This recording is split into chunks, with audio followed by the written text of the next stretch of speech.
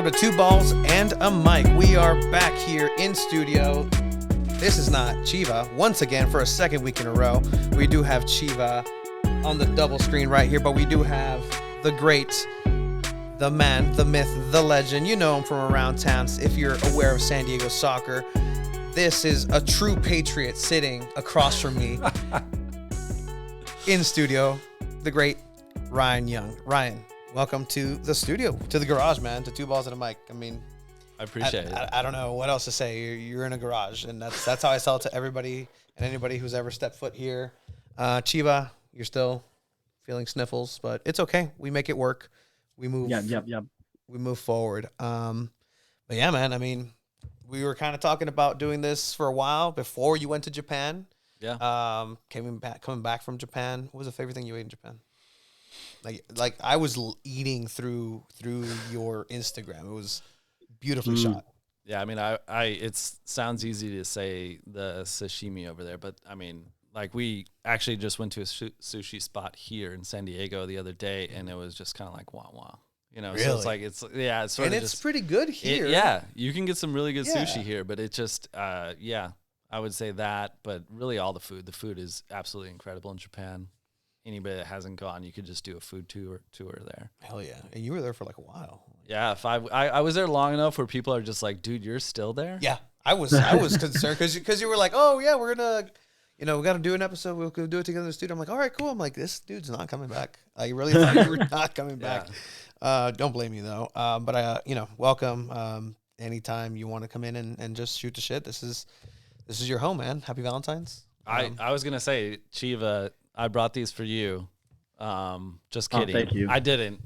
But yeah, thanks for letting me sit in your seat, man. I know we talked a little bit. Glad you're getting well. Glad you'll be back here in studio shortly. Hopefully my girlfriend's not watching, because then that'll spoil her, flowers for tomorrow. But she's not watching. Let's be honest. She has class. But yeah, I mean, we know you from everywhere, soccer in San Diego at this point. You've worked as head.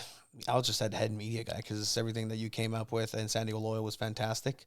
And even after that, you've worked with San Diego Wave, still currently working in some capacity with San Diego Wave. You've been out there with the Soccers. You had a big hand in the third kit reveal, the transborder, el uniforme mexicano, the Mexican uniform. Had a hand in making that. We went over to TJ. So, I mean, as somebody who's intaking the product of soccer in San Diego, I mean, thank you for taking such beautiful pictures and documenting what's been a crazy 3-4 years here. So,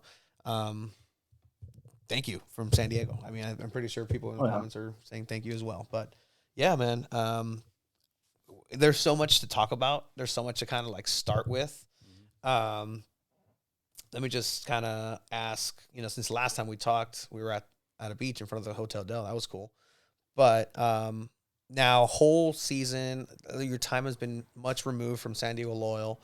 Are you a fan of the team? Like, could you consider yourself a fan? Like, and it's fine. I know, starting with the hard questions. I didn't even warn you about this, but yeah. I mean, is that? Are you? I mean, you work with the Sparks. You work with the Broncos. Are you a fan of those teams? The Lakers. Are you a fan of that? How does that kind of relationship will go? Yeah, I think you carry a little bit of everywhere that you work, right? For anybody, I think for me, I've chosen to leave a lot of teams for other opportunities. So I've worked right across. I'm still a Mets fan.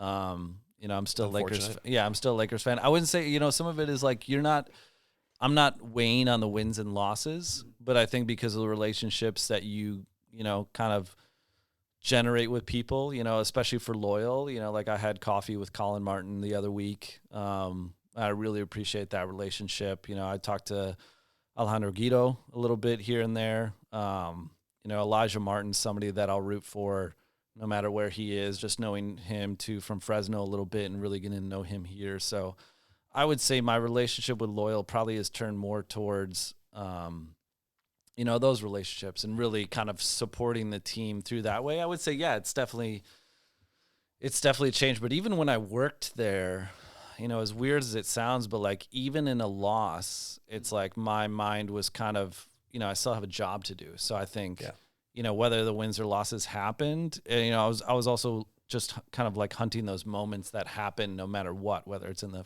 crowd, whether it's a player, whether it's a coach, you know. And then I think that's sort of, you know, kind of where my mindset is with sports, even with Wave and being with them a lot last year. It's like, you know, when they lost, people would be like, oh man, and they would be bummed. And I'm just kind of, you know, like even you know, growing up in Wisconsin, I'm a Packers fan. Even when they lose, like it doesn't ruin my day anymore. Yeah. But I think that's because I've worked in sports long enough, and I feel like on the social side, you're just kind of like, you got to move on pretty quickly. Yeah, you got to have a short memory in that sense, right? Like, because I mean, and then something that we've talked about, right? Like, I don't know if you had a question, Shiva. I'm just I'm just gonna keep going here. Next time, make it in studio, please. But I mean, a lot of that has to do with your job is to capture those moments, right? It's not just the happy-go-lucky. It's all smiles. It's everything's happy in training ground. Everything, you know, after a loss, you know what, we lost, but man, we gave it a try. No, these players are upset. These individuals are upset. They're human beings who are the most intense of competitors. So if you think you're competitive and you cry when you lose a game of, you know, Go Fish, this is their life. This is their livelihood, especially in like the USL, right? Or even, you know, NWSL. They're not making millions on millions on millions of dollars. Like, this is literally sometimes what they put in their mouths, these players, and they need to be, you know, shown as what they really are. And I don't know if you want to take us to how you kind of manage that in a sense. Yeah, you know, one of the things that stands out is I was with Wave in Portland when they lost the conference final, and, you know, there were real emotions, you know, a lot of them crying, you know. Alex Morgan, I feel like, just kind of like went to this dimension where she was sort of just stuck in her own thoughts. And, you know, I know a lot of people that can be really hard to get up close and get a camera, you know, right in front of them. But, you know, there's a picture that I remember I took of Caitlin Sheridan, the Wave goalkeeper, and, you know, their backup goalkeeper, Carly Telford came up to her and kind of wrapped her arm around her. And there's this, you know, photo that I have from kind of like from behind them, but shooting down, and you can sort of see like Caitlin dropping her head and Carly's there. And, you know, I remember, you know, like that's part of me. I like, if I'm Wave Social, I'm posting that. Mm-hmm. You know, but that's me, and it's not holding anything against, but that was something that I really enjoyed with Loyal. You know, I remember one of the games in Phoenix, Emra Clementa, yes, you know, in year one, it was a really, really tough loss. I know the guys played, I think they were shorthanded. The travel schedule was crazy. And I remember Emra just staring blankly on the pitch. And I remember I took the photo, and I think that's what we used for the final photo. And so I've always believed in the emotions being the, you know, really the engine to kind of get fans to go like, okay, they care as much as us, you know. And especially for Loyal, I feel like in that year with the pandemic and then not having fans, you know, I talked to Craig I call him Elstein. From soccer, our boss now. And, you know, he once told me, he goes, you know, he didn't agree with the way we sort of used the locals as a lot of the energy in the first year or two. Mm-hmm. And he thought that really prohibited a lot of the marketing outreach that could have been done. And it's like, ooh, I got excited because I was like, I love this, you know, because like, I remember I was like, they were the only energy for the team. Yeah. And for me, it's like, I can't manufacture that anywhere else. Mm-hmm. And we have this section of fans that are just losing their minds. And then we saw that generate in year one, and that became like a launching pad in year two, and that helped attract fans. And that, you know, I would always pay attention, and somebody would say sections away, they're like, that's cool. Yeah. That's why I enjoy coming here. So I would lean into it more. And then, you know, sure, you can always kind of like maybe beat the dead horse a little too much, but I feel like there's so many stories that I probably didn't even get to in that section that I would have loved to kind of like highlight more individuals, you know, in the faces of that section rather than just showing it as one energy. Yeah. You know, but I, you know, when I think of that, it's just like, and again, that's all emotion. Yeah. Good, bad, and different. So we like about it. Sports. Yeah. You know, and I think that's the one thing that I really enjoy when I photograph San Diego Soccer's games. Oh yeah. You know, last year one of the first games I photographed was their playoff game, and then I stayed with them through the playoff run. And you know, like seeing the emotions on those guys, and those guys, you know, like, right, they won 30 games in a row, you know, just lost last week. And, you know, so being back with them this year and having a little bit of a more footprint, you know, I told Craig, who hired me there, you know, I said, this is the most fun I've had shooting soccer in San Diego, like bar none. And it's just, you know, I think there's just a little history there, and I have appreciation. I grew up with indoor soccer, you know, growing up in Wisconsin. I was a Milwaukee Wave fan, so it's probably that nostalgia factor. But it's interesting now to be sort of known as a soccer guy, because I like if you guys would start talking Premier League or League MX, like you're like, I'm just gonna probably sit here and be really quiet. But like, I've really appreciated getting to know San Diego, getting to know the people that are involved in this community, whether soccer or not, but like especially the soccer related people. And I think that's the one thing that I've probably, you know, you can spend so much time doing that more. And that's a big goal of mine this year, is like, you know, when I worked for teams full time, I would burn myself so deep that I wouldn't have the ability to go out or have the energy. And now it's like, I want to network more. I want to learn more about who's about this and why, and, you know, their story and all that. And not even for a social aspect, but just like, you know, to create more friendships. Yeah, you're still honing your craft. I mean, and that's, you know, the growth that, you know, is necessary in every aspect, right? Just like inwards look as far as like, what am I doing to, you know, do this? And it seems like for you, just like first self-fulfillment, and for you, it was really, are you good there? Yeah, sorry. Your first interaction, and it's this, Chiva. It's great. It's all good. Do you have something to say, Chiva? That was my brother calling, and you know he just got out of surgery. So make you feel bad. It's okay. It's okay. I know he's fine. I've contacted him. I'm a better brother. I already put it do not disturb. No worries. Yeah, 100%. I'll tell him not to disturb ever again. But I have a question for you guys. Ooh, yes. Oh, okay.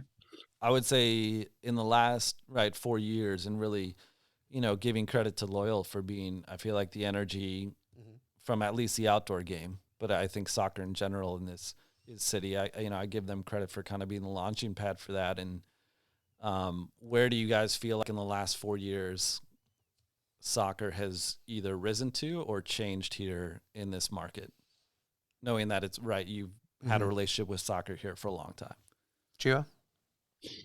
I think it's grown, but I've seen it grow more in the aspect of like when it comes to like Bridge Barcata and smaller leagues like that are amateur wide, like just for fun and stuff. But like, I mean, you go out there and like say Evo Street, for example, they just collaborated with Bridge Barcata and the Hangar, and you ask a lot of those people, hey, like, do you go to Loyal games? And they're gonna tell you probably not. They're gonna probably still ask what San Diego Loyal is, right? Yeah. But I mean, that's just being quite honest. I mean, I still like the team and I like covering them, but I think it picked up a lot more with Wave, if I'm being honest, just because, I mean, Alex Morgan came in and she's a big name, right? But if it comes to like just San Diego Loyal as well, like it has grown. And I think little by little, you start seeing more people show up at Torero. But I feel like by year 4, you would expect it to be a lot more, you know? I think that it's one of those things where there's a lot of just type of talk around the town as far as like, oh, like now with this professional aspect of soccer coming in, right? There's 2 different movements. There's a movement that we need to move the game forward, but there's also the movement of we need to take the game back. And so I don't think it's so much that we need to take anything back, because it doesn't belong to any of us. This game belongs to all of us, and it's all of our jobs to be the custodians of this sport and do the best by it in whichever way that we possibly can. For us personally, we didn't think, we've said this, we didn't think we'd be talking about local soccer at all whatsoever. This is going to be Champions League, Chelsea, Mexican League, whatever. We fell in love with the local community. The people in it are just the salt of the earth, the people that you want to go out and play pickup with, the type of people that, you know, you would tell them, hey, ask my mom if I could come out and play, because if I ask her, she's going to say no. and you Yeah. just kind of have those friendships where you just build, and that connectivity that comes with the sport that has always been here, and it's everybody's job to just amplify that. And at times it just seems like there's different things that get in the way of it. 100% you need to make money to earn, or spend money to earn money, but that shouldn't be the end goal. It is a business. If we want, we can talk about what NFL is, and how that's a business and what the fuck they do with all of their, resources. But again, you have a tale of two cities and a tale of two teams here, where you have a team that has seemingly unlimited resources compared to, say, the Sockers and Loyal with Wave. Mm-hmm. That can be used in a different way. It can be channeled and focused in areas that, and we can get into, that are lacking 100% to help that community aspect, to help the sport. In the same vein, there's other teams that don't have those resources, but have a little bit more of those individuals and people that Chiva's talking about, that I'm talking about, that have that attention, but they're unable to use it correctly. Mm-hmm. And I think that is what needs to be figured out and needs to be respected. And that just goes just for that, just for our respect aspect. If, you were an outsider, Ryan, like you came in, you're not a San Diegan. Nope. You're not a, brownish white or Mexican dude that, has been here this whole time, that speaks soccer in two different languages, that sees the game, that grew up with the game. But you are, granted, you saw and respected what was already here, and it wasn't used to necessarily pervert that game for your personal gain. It was utilized. It was a resource. It was a tool. We're a tool. Stop using us as just that, though, because right now we're just being used as hammers in general, and that's a lot of sense. And that goes into, great things like that are happening, like Bridge Barcata. Like if it wasn't for something like Bridge Barcata, would something like what Loyal did and the new project in Lincoln Acres and National City have happened?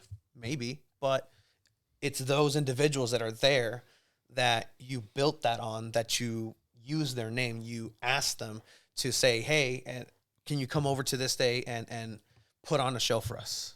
Can you come? It's those things that need to be respected, but there's a way to do it. And that's just a long-winded way of saying that sometimes, and I've told this to people, I don't feel like San Diego, like we don't deserve the soccer for the way that it's being handled in general. I love it. I love the sport. This is now a project of love for the sport in the city. But in general, like I think we have a lot of growth to do in order to do justice by what needs to happen. And if we really want to make this essential for soccer, if we really want to make this a hub, a mecca of the sport, then we have to respect it and we have to act upon it. And not just politically, just act upon it with intent, do it intentionally, and make sure that you're taking everybody else into consideration that helped you be there. Right, guys? Yeah. No, I mean, I think, in this, you talk about the money thing, and I know corporate partnerships end up playing a big role in sports organizations. Yeah. And I think that you got to figure out a way to generate community-driven things that don't come across as we're just doing this for the PR of it. Yeah. And we're doing it, because, like I often would say this a lot at Loyal, and I'm like, it's great if we want to lean on somebody who's already doing something and enrich it by attaching ourselves to it. But like, we have to stand on our own feet and generate what we're about. Yeah. And commit to it. Yeah. And that can be really hard for, an initial club, like San Diego Wave even now has a really small community arm. Yeah. Most of that is geared to youth clubs, right? With Loyal, I think it's leaned heavy on military because of Russ Thompson. He does a great job. And I know, and a lot of that stuff, right, takes time. And I think for sports teams, the turnover in front office staff can be high. Yeah. Especially in the beginning, being somebody that was there at Loyal for 2 years, and it was like, I was maxed, I remember I having conversations with Ricardo Campos, and it was just like, I can't do this anymore. Yeah. Like, I just want to take photos. And he's like, we can't let you just take photos, you know? And it's like, I understood that, you know, but it's like, you know, so, and I think, you know, the corporate partnership team, Nick Miranda's been there from the get-go, you know, his team has changed, you know, the marketing team now is bigger than it's ever been. And it's going into what, year 2 with them. Yes. So I think that's where I say now the expectations are growing. Yes. And, you know, I say that for Wave, and I'm, you know, still working there. I think, you know, when I talk with people at the Sockers, it's like, that's where I give a lot of credit to Sockers, because they don't have a big staff. They don't, and right, they might not have the coolest tools. They might not have the most state-of-the-art stuff, but it's like they're putting out more content than either of the other pro teams 100%. In the city. Yep. You know, and I give credit to Jerry, you know, shout out to Jerry Jimenez for being a big part of that too. But it's like, you know, they get their players on right after a game and they're doing podcasts, and, you know, they're cutting deep into the analysis. And I think that for both teams, you know, Loyal and Wave, it's like, that's what I want more of. Yeah. And you know, relationships are huge. I know, I'm talking with people at Wave, that's something that they want to do this year. You know, Casey Stoney, Wave head coach, she is incredible. Yeah. And her soccer mind, I feel like everybody wants to kind of get into that world. And I know Tyler Emmerich, who is our director of content, you know, he's been talking about, you know, getting that trust from the soccer side to be able to like, okay, let's figure out what we can do that Casey's into that also, right, isn't going to unearth anything that can be used against them. Yeah, 100%. You know? But I think, you know, that would be the same thing with Loyal. Like Nate Miller sleeps with a soccer ball in his bed, probably. And I would be fascinated talking to him about it. And I give credit. I remember one of the last times I texted him, I said, you know, I was able to explain a double pivot to somebody at Wave, you know, and because it's like, I would have conversations with him, and it's like, I know he's probably feeling a lot of pressure. He's probably not the most forward social person. But I would love to see Loyal do something with him that would dive deep. I think one of the things I remember doing was, it was like a film breakdown analysis and it was Landon Donovan and Charlie Adams. And it was talking about a great thing Charlie did. It was talking about something that Charlie could improve on in the game. But, you know, like we just let the camera roll, and it's like, I know this is maybe a niche thing for like people that are more hardcore, but your hardcore fans are gonna influence the casual fans. Yes. Hopefully. Yeah. Hopefully it doesn't become an alienation of like, hey, and that's the only thing kind of like, I guess, stopping on this point that I hope all these sides do. And I think this is where I give credit to Wave, probably more than Loyal, is like right now, I feel like there's some people on the Loyal fan base side that are sort of being like, well, you've never been here, so don't be here. Yeah. And I think we got to be more open-minded, because in order to be loyal, you got to stay loyal. Yeah. Yes. You know, like stay loyal, I would say, is a great retention campaign. You know, it probably wouldn't be my first go to when it, you know, I know Grow Loyalty was their thing the year before. You know, it's a little, you know, it's a little campy, but I understand the purpose behind that. But yeah, I think, you know, right now, and I understand Loyal's been through a lot, you know, in three plus years. Yes, they have. Probably Probably more than a lot of sports teams have gone through. But I think that's where, you know, like, I feel like Loyal's sort of becoming this like, oh, we're cool with being indie.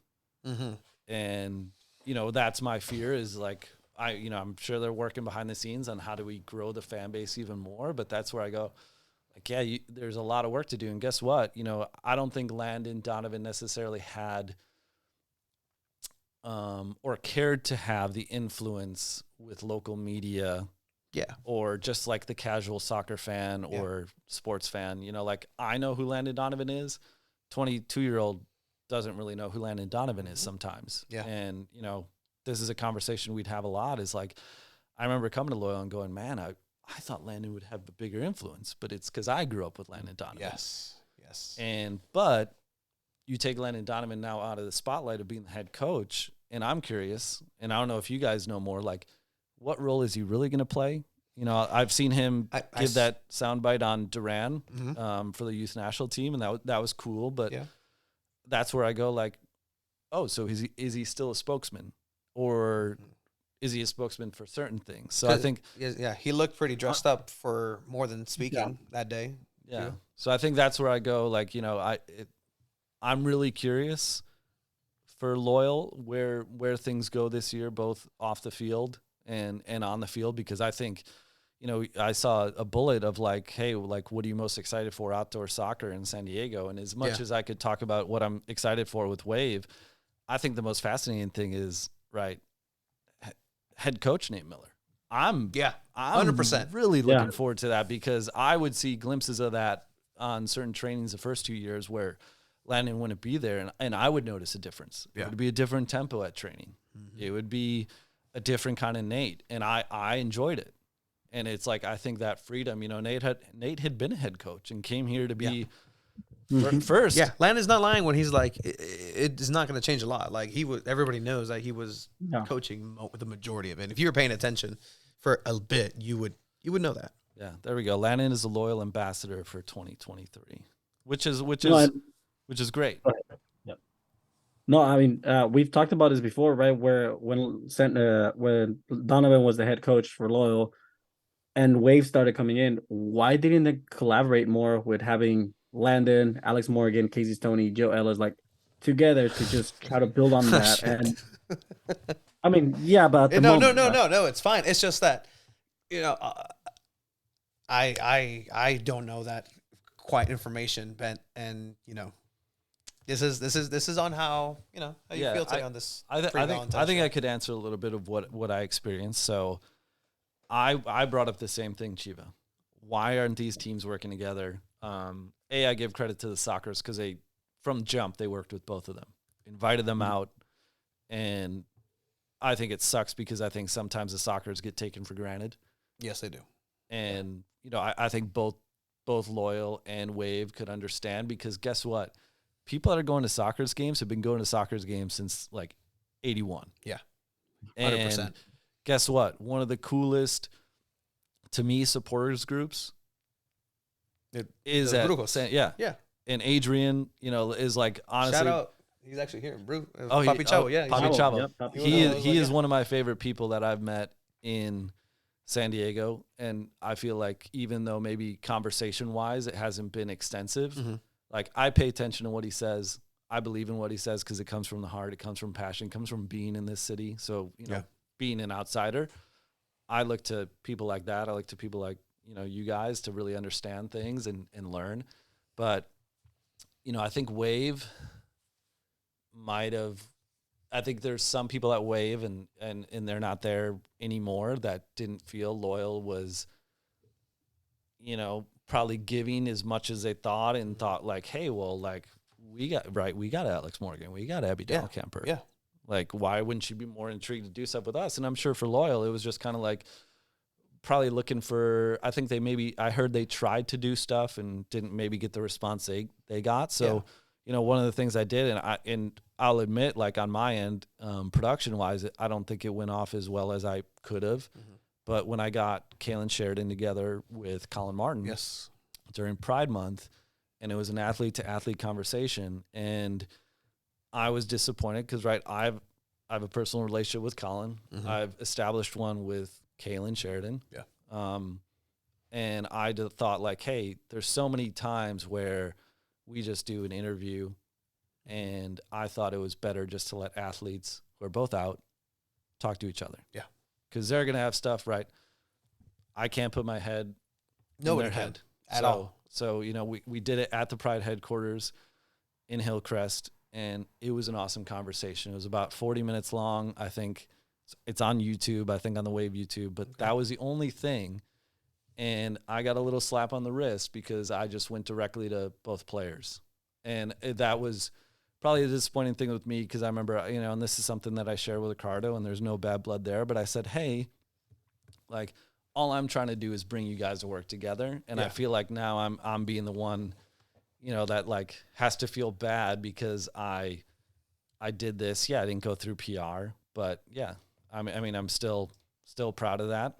And it's a conversation where you really get to learn both about Colin and Kaylin and their background. So I think it's still worth listening to. But I think all of us would say, where's that collaboration now? Why? Like, there's teams, right? Portland did the Thorns versus Timbers. Like, and I know there's a lot of logistics. I know there's injury stuff, but like, you're telling me if you couldn't do a glorified practice and a youth camp with both Wave and Loyal, like, there's things that could happen, but I think there needs to be probably collaboration, and there's been some relationships that probably still need to be built at both clubs. And at the end of it, like, who ends up losing? Yeah, the fans, the people, the sport. Like, that's the only net negative really that matters, is that, like, it's not moving anything forward, and if you're stagnant for whatever reason, then it's not really helpful at all. And again, everybody wants to do something meaningful, and that would be something that I think would really, bring people together. And the thing that, we point to is there was 33,000 plus fans out watching a women's soccer game. Mm-hmm. As a naive sports fan who has never really followed the women's sport, if you told me that even 2 years ago, I would be, what? How many people? That is amazing. That is crazy. Yeah. Now, the question should always be, how do we get these people into, say, Torero? How do we get these people into here? Because they're both missing something from each other. The people in the Cove and the Sirens, great people, fantastic, and I love them to death. Those people are fun. They have some of the best times in a giant stadium that they have the Herculean task of giving the soundtrack to. Other side, locals and Chavos, 109, everybody is exactly what it is. I heard somebody tell me that when Jack Blake left, they got told, like, you know what, man, like, at the end of the day, you guys are probably the best fan base in the USL. And and he's been a couple of very important places, and that's very high praise. So there has to be something to bring these worlds together in a meaningful way. And I mean, it's out of my pay grade. Shit, I don't get fucking paid for this, but I mean, if anybody, if there's any kind of like conversations going that way, then that's the way to go, because it's not hurting anybody to help each other. Yeah, I would think. The only thing I would say that I think can work is, because I don't necessarily put this on like Jill Ellis at Wave and Ricardo Campos at Loyal. Mm-hmm. To me, the relationships have to be more peer-to-peer. So, like, Danny Miller. Yeah. Get to know Emma Vanderheiden. Mm-hmm. Great person. Tyler Emmerich and get to know Ray. Yeah.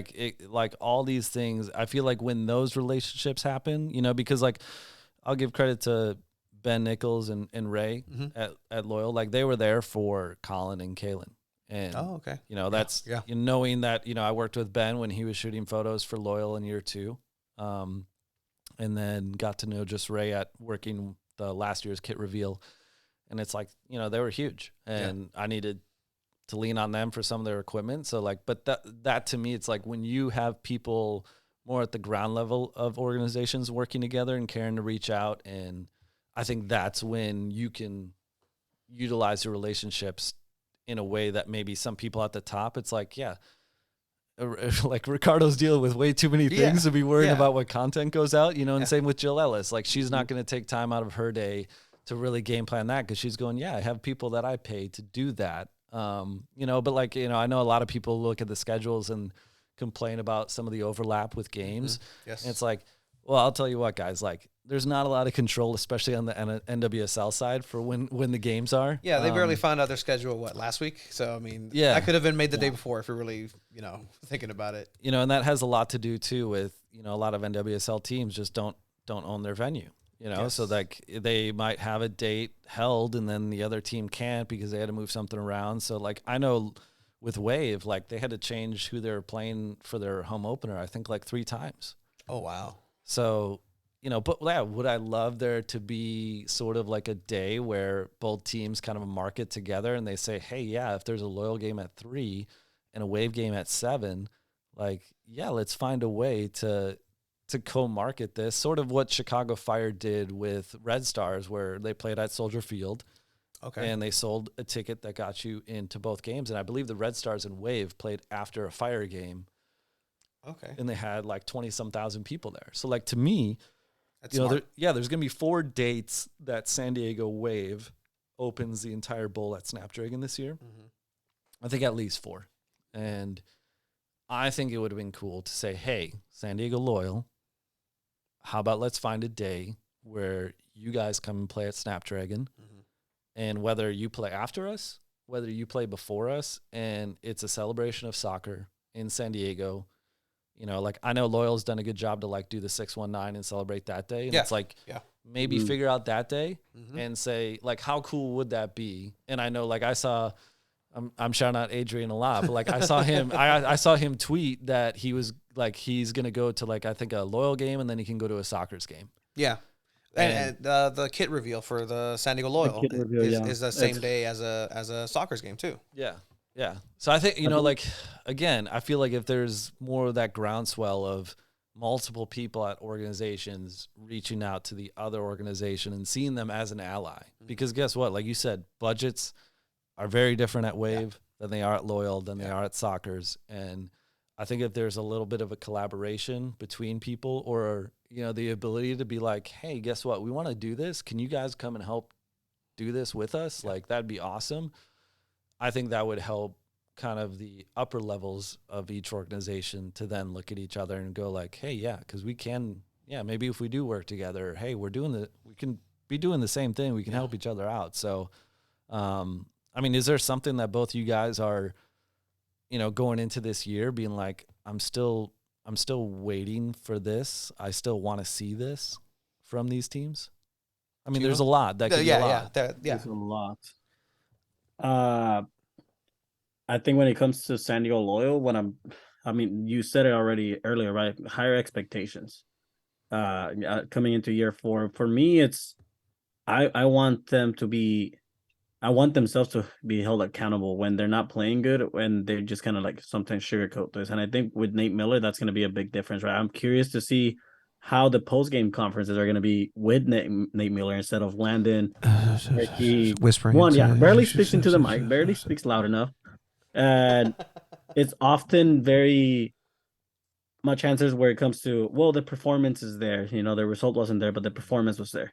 I'm curious to see if Nate has a different approach and says, you know what, we suck today. We got the result. Sometimes it's going to be ugly, but we get the result. Or, you know, just not basing everything on the performance. Well, the performance is good, and if we keep doing this, we're eventually going to win games. And eventually you'll maybe go again in second place, but you're going to lose in the first round of playoffs again. So something has to change. So that's kind of what I'm looking forward in a change when it comes to San Diego Loyal. And for San Diego Wave, I think Tony and I have talked. We're going to try to be a little more direct with the questions in the press conference. We were talking about earlier, right, where sometimes the questions are a little soft, and that's just Tony and I trying to get comfortable with the NWSL and the words that we want to use in the questions as well. But I think this second season, we're definitely going to try to ask like more hard-hitting questions when it comes to, because sorry to cut you off, but there is a double standard, and it's something that, you know, it's unfortunate, but it's there for a reason, where obviously you don't want to be bashing players, individuals, but there's a double standard when it comes to asking or even talking in a certain way about San Diego Wave, where in the exact same situation, and San Diego Loyal or any other game that we've watched, Chiva and I, where there'll be a play where it just breaks down in a very kindergarten way, in a very like rudiment, like, wow, what a great play. And this is what we find at Wave games. We'll have the camera. We'll be ready to go. Cool. There's going to be a build-up play. What a great pass. Morgan, Korniak, back to Morgan. Mira Ali just took that 3 players away. She crossed it. There's nobody there. And it's like, okay. But there's we can't really be like, oh, this player, like, I can't believe what's in their head, because then you're attacking the player, which isn't necessarily correct in any sense, where you're like, oh, this player's doing this, but we have to be a little bit more reserved because we don't want to come across as, oh, these men are bashing the women's sports. No, that's just a stupid play that in any soccer context, AYSO 55-year-old girl should be able to score that every single time. But, you know, we're kind of learning now, towing the lines of like, no, pushing Casey to be like, okay, let's be a little bit more forward about this, because I know you're tired of being asked like, oh, you guys play against college kids and college male kids. How does that make you feel, Coach Casey? Well, I don't give a shit. Like, what is this question? Yeah. I mean, I feel like something that I've learned too with those kind of questions is like, as basic as it sounds, it's like, hey, can you walk me through this sequence and what you guys had worked on in training? Because this looked like something that you guys were focusing on. And was there a breakdown in this play? You know, did it end the way you wanted to? Because I agree. Like I've learned so much about asking athletes questions in every sport. And I feel like I've always found if I can present it that way of like getting out of the way and not assuming, right, that I know how whatever was supposed to happen or a play. I remember there was a coach in the G League and he's like, you know, because I tried to use the lingo that they use. And he goes, you know, and I was like, hey, you know, like I saw you guys did a DHO dribble handoff with this. And he's like, Ryan, please don't ever say that. Like, just don't. Stop. He's like, just ask me what was supposed to happen on that play. I'll gladly tell you. But I agree. Like that is something that I've been really dying for on the Loyal side, because I think the USL Championship it's a phenomenal league, but like there's not the width of coverage. And, you know, so you see all these accounts, right? That Morrissey guy on John on Morrissey, Twitter. USL Tactics. You know, so like everybody loves that. And I'm like, this can happen at every club. Yep. Like, but yeah, I mean, I think the coaches, I think the players are more than willing to talk about those plays. 100%. I would think Nate would. I think Nate, especially because, right, he's been leading the tactics at Loyal ever since the get-go. So I remember, you know, like one of my favorite things was recording the first game after the pandemic when they played at Real Monarchs. Yes. And I was able to film the pregame film session where they're talking about switching out who's going to take the corner to Jack Metcalf. And so I kind of knew what they were going to do because I was in the film session and I'm hearing Nate describe it. And then that goal happens. And then I was able to bring Nate's sort of breakdown and sort of say like, hey, like this is inside the Magic 8 Ball. And like the content performs so well because it's like fans, it's like you guys, like the fan wants to know about that. And you know, that's not always going to line up. And, you know, I know some access changed from year 1 to year 2. Yes, it did. Yeah. I mean, I would have loved to keep it going, but you know, like that, I think that just shows the amount of trust that needs to be present. You know, like that's something that I'm really appreciating going into year 2 with Wave is, you know, I was at a challenge course with their team at UCSD on Saturday. And now these players that I got to know in year 1 a little bit are much more comfortable with me. Yeah. You know, and because they show that comfort, these newcomers feel like they have you know, they're like, oh, like so-and-so is already cool with you. Like I'm going to be, you know, and I saw that with year 2 with Loyal too. You know, like I texted with Jack Blake actually, you know, a couple weeks ago, just wishing him well. And he always said, I remember he said, he goes, you know, I always appreciate that you know, were in my corner, had my back, always supported me. Cause you know, like that's what I always think is, you know, like I think from a fan element, like San Diego kills it with showing love. And I think that's why a lot of players just really love playing here. And I've seen that on both sides. I would say I'm learning it on the soccer side because I don't know those guys as well. Yeah. But yeah, I mean, I feel like but you know, I feel like I keep coming back to Loyal because I think there's so many storylines with them. Nate being the head coach. Yeah. You got guys who've now been here 4 years, and something that I've talked a lot about to various people, and I've talked about this to Colin Martin when I had coffee with him, and I said, what's going to happen now when these guys who have been here for 4 years, yourself included, might not play because a newcomer took your spot? And I said, you know, for me, I'm thinking of guys like Charlie Adams. Yeah. Thinking of guys like Elijah Martin. like guys that I have a lot of respect for, guys that have played big roles at times for this club, and might get pushed out because, you know, somebody comes in, and that's not saying that that's not warranted, that, you know, it's going to happen. But I think that's a storyline too that I'm paying attention of, because it's like, I just think of a guy like Charlie who has so much passion, wants to win a championship, and that's why he plays the game. Yeah. And, you know, with Joe Corona here, Colin Martin here, Yeah. I think, right, Colin didn't start, I think, the SDSU game. Not that preseason starting 11s mean much, Yeah, but yeah, like, exactly. but that was something that I noticed right away, and I was like, oh, Colin didn't start. Yeah. So, like, I think there might have been a knock to Colin. Gotcha. I think that's why he didn't start that match. He did end up getting out, got out there, and we'll talk about the preseason match that just happened too, because again, a lot of that is very apparent for the people that were there. I was there. It was an open practice. They didn't really mention it much, but it was open to everybody over at the Olympic Training Center. Had a handful of locals, handful of chavos. You know, had Buddy Espen out there.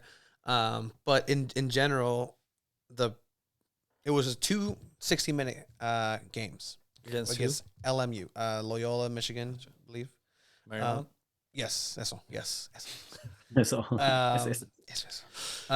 So there was two 60-minute games, one 45-minute halftime, then 15 minutes. Then they came back after those 15 minutes with another 45-minute half, and that was a whole separate team and another 15 minutes on top of that. So it was two teams. Obviously, we really weren't able to be as free as I would have hoped for as far as content and you know, in-game action.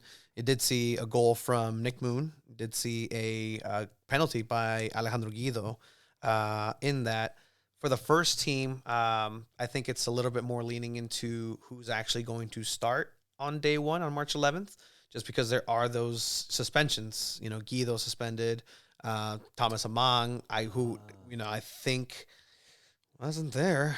I'm really thinking about it. Correct me if I'm wrong, people who were there, but I don't believe he was out there. First team, it's Evan Conway, he's looking good with the buzz cut, first of all, but he's looking sharp. Like the number 9 suits him well. Just looking good in that position. Finishing a little more accurately. Yes, looking a little bit more lethal, and I think that's what I saw. And when I said like just tightening things up and a little sharper, that's kind of what I noticed. Having that confidence now of having nobody our first number 9 next to him. Yeah, wait, what? More than our first number 9. Hey man, we got a personal friend of our first yeah, number 9. I'm sorry. I was gonna say I actually had coffee with Ben Spencer last week. He's actually still living here in San Diego, going for his real estate management. That's great. I love him as a person. No, for sure. But yeah, so Joe Corona was in that first team with there was trialists. That's the reason why I really can't really film and take many pictures as I'd wanted to, and for the most part they were facing away from me. But I did get to see Joe Corona out there for a little bit, and so you can really tell that he's barely learning the system. Like he's his own player, but he's gonna have to adapt the way Nate is coaching him to. There was a couple of times where he's in the midfield and floating with the ball, trying to get himself into space, and Nate's talking to him. And this is the good thing about preseason, is that you can kind of hear these little cues and things.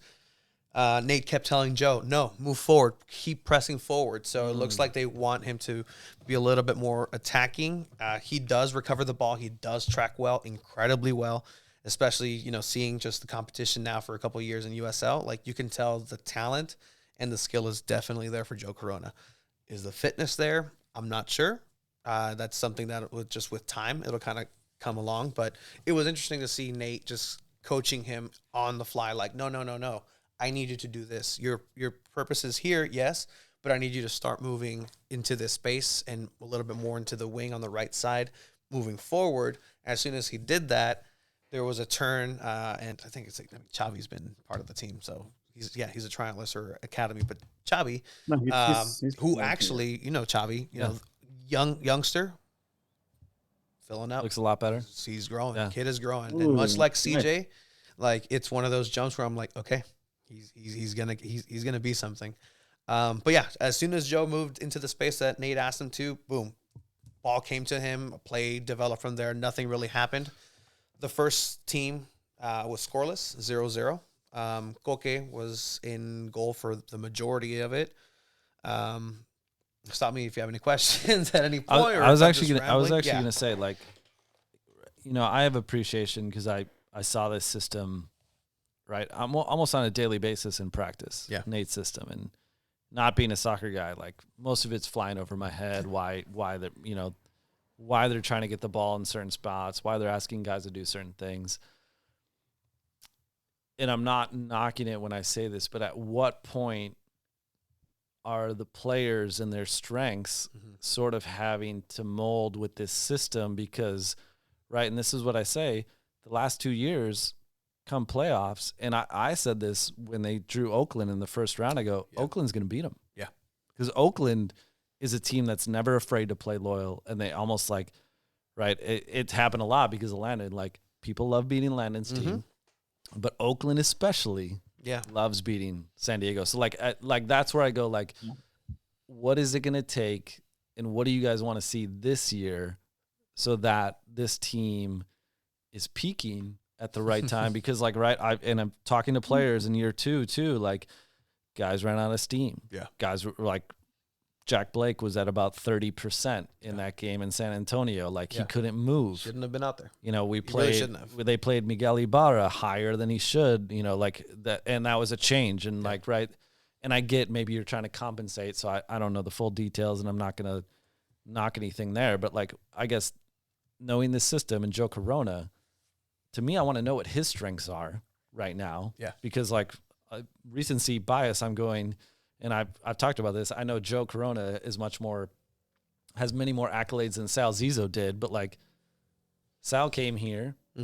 I don't think probably utilized his strengths. He was hurt a lot. Yes. And I'm going, I know the midfield in USL Championship is pretty physical. Yeah. There's some speed guys there. Like, I think of Phoenix and Lambert. Yeah. That dude's 6'4", and he's going to bulldoze you. Yeah. So, like, I guess where does it seem like they're going to be playing Joe, and who was playing that position before, and how do you think Joe is going to be a benefit over what has played there in the past? I think for Joe, you have to remember it's going to be hard, but as a 32-year-old center midfielder, that's a hard age too, right? I mean, you have to be in great physical form. It's going to be a lot of running for him, especially if they're going to use him how they use Jack Blake, moving him to like a right wing back position eventually when inevitably injuries happen. Hopefully not, but that's just going to happen throughout the season. But I think you want his experience in order to be able to, like, apply that to the other players as well, because at the end of the day, he is a player that has won a lot of things in major leagues, like in Mexico and MLS and like wherever, right? He has the experience, so you have to utilize that. But then also when you talk about not peaking too early, it's part of what really bothered me last year about the style that Landon and Nate wanted to do is playing their same style over and over and over again. I'm a strong believer in you have to change things up, especially when playoffs come around, because if not, you're very predictable. And I feel like that's the reason why they haven't been successful in playoffs, because they're too predictable and teams already know what to expect. So I really hope Nate is able to kind of change things around, maybe midway through the season or quarterly. But I mean, that's just my thoughts. I'm not the professional coach here. Challenges include being the most traveled team in the world this season. That's something that Nate led with, and he told his players. He said he wasn't going to use that as an excuse too. But okay, I'll throw San Diego Wave faces kind of the same thing. OL Reign in NWSL kind of faces the same thing. The one thing that I do know that San Diego Wave does is they travel an extra day before. Okay. So they want to make sure that they can travel, say, on Thursday, get there early afternoon so you can have dinner Thursday night. They train Friday morning. And then, right, a lot of treatment in there. They'll link up with massages, and again, different budgets. Yeah. Totally get it. But like I know Chris Jonfro is full time now, who was their kind of physical therapist, Okay. rehab guy. And I know he was always traveling. They usually travel with 2 trainers. And they've always had a pretty good partnership with a rehab or health kind of center. So I know, I know that's been good, but like, sure, travel's a thing, but like, yeah, but like if I'm gonna keep making it a thing, I feel like then it can lead into building into an excuse. Yeah. And we got to travel, and it's like, guess what? I'm sure Oakland's traveling just as much. Yeah. Yeah. I'm sure. Right. Detroit is flying from Detroit to San Diego for March 11th.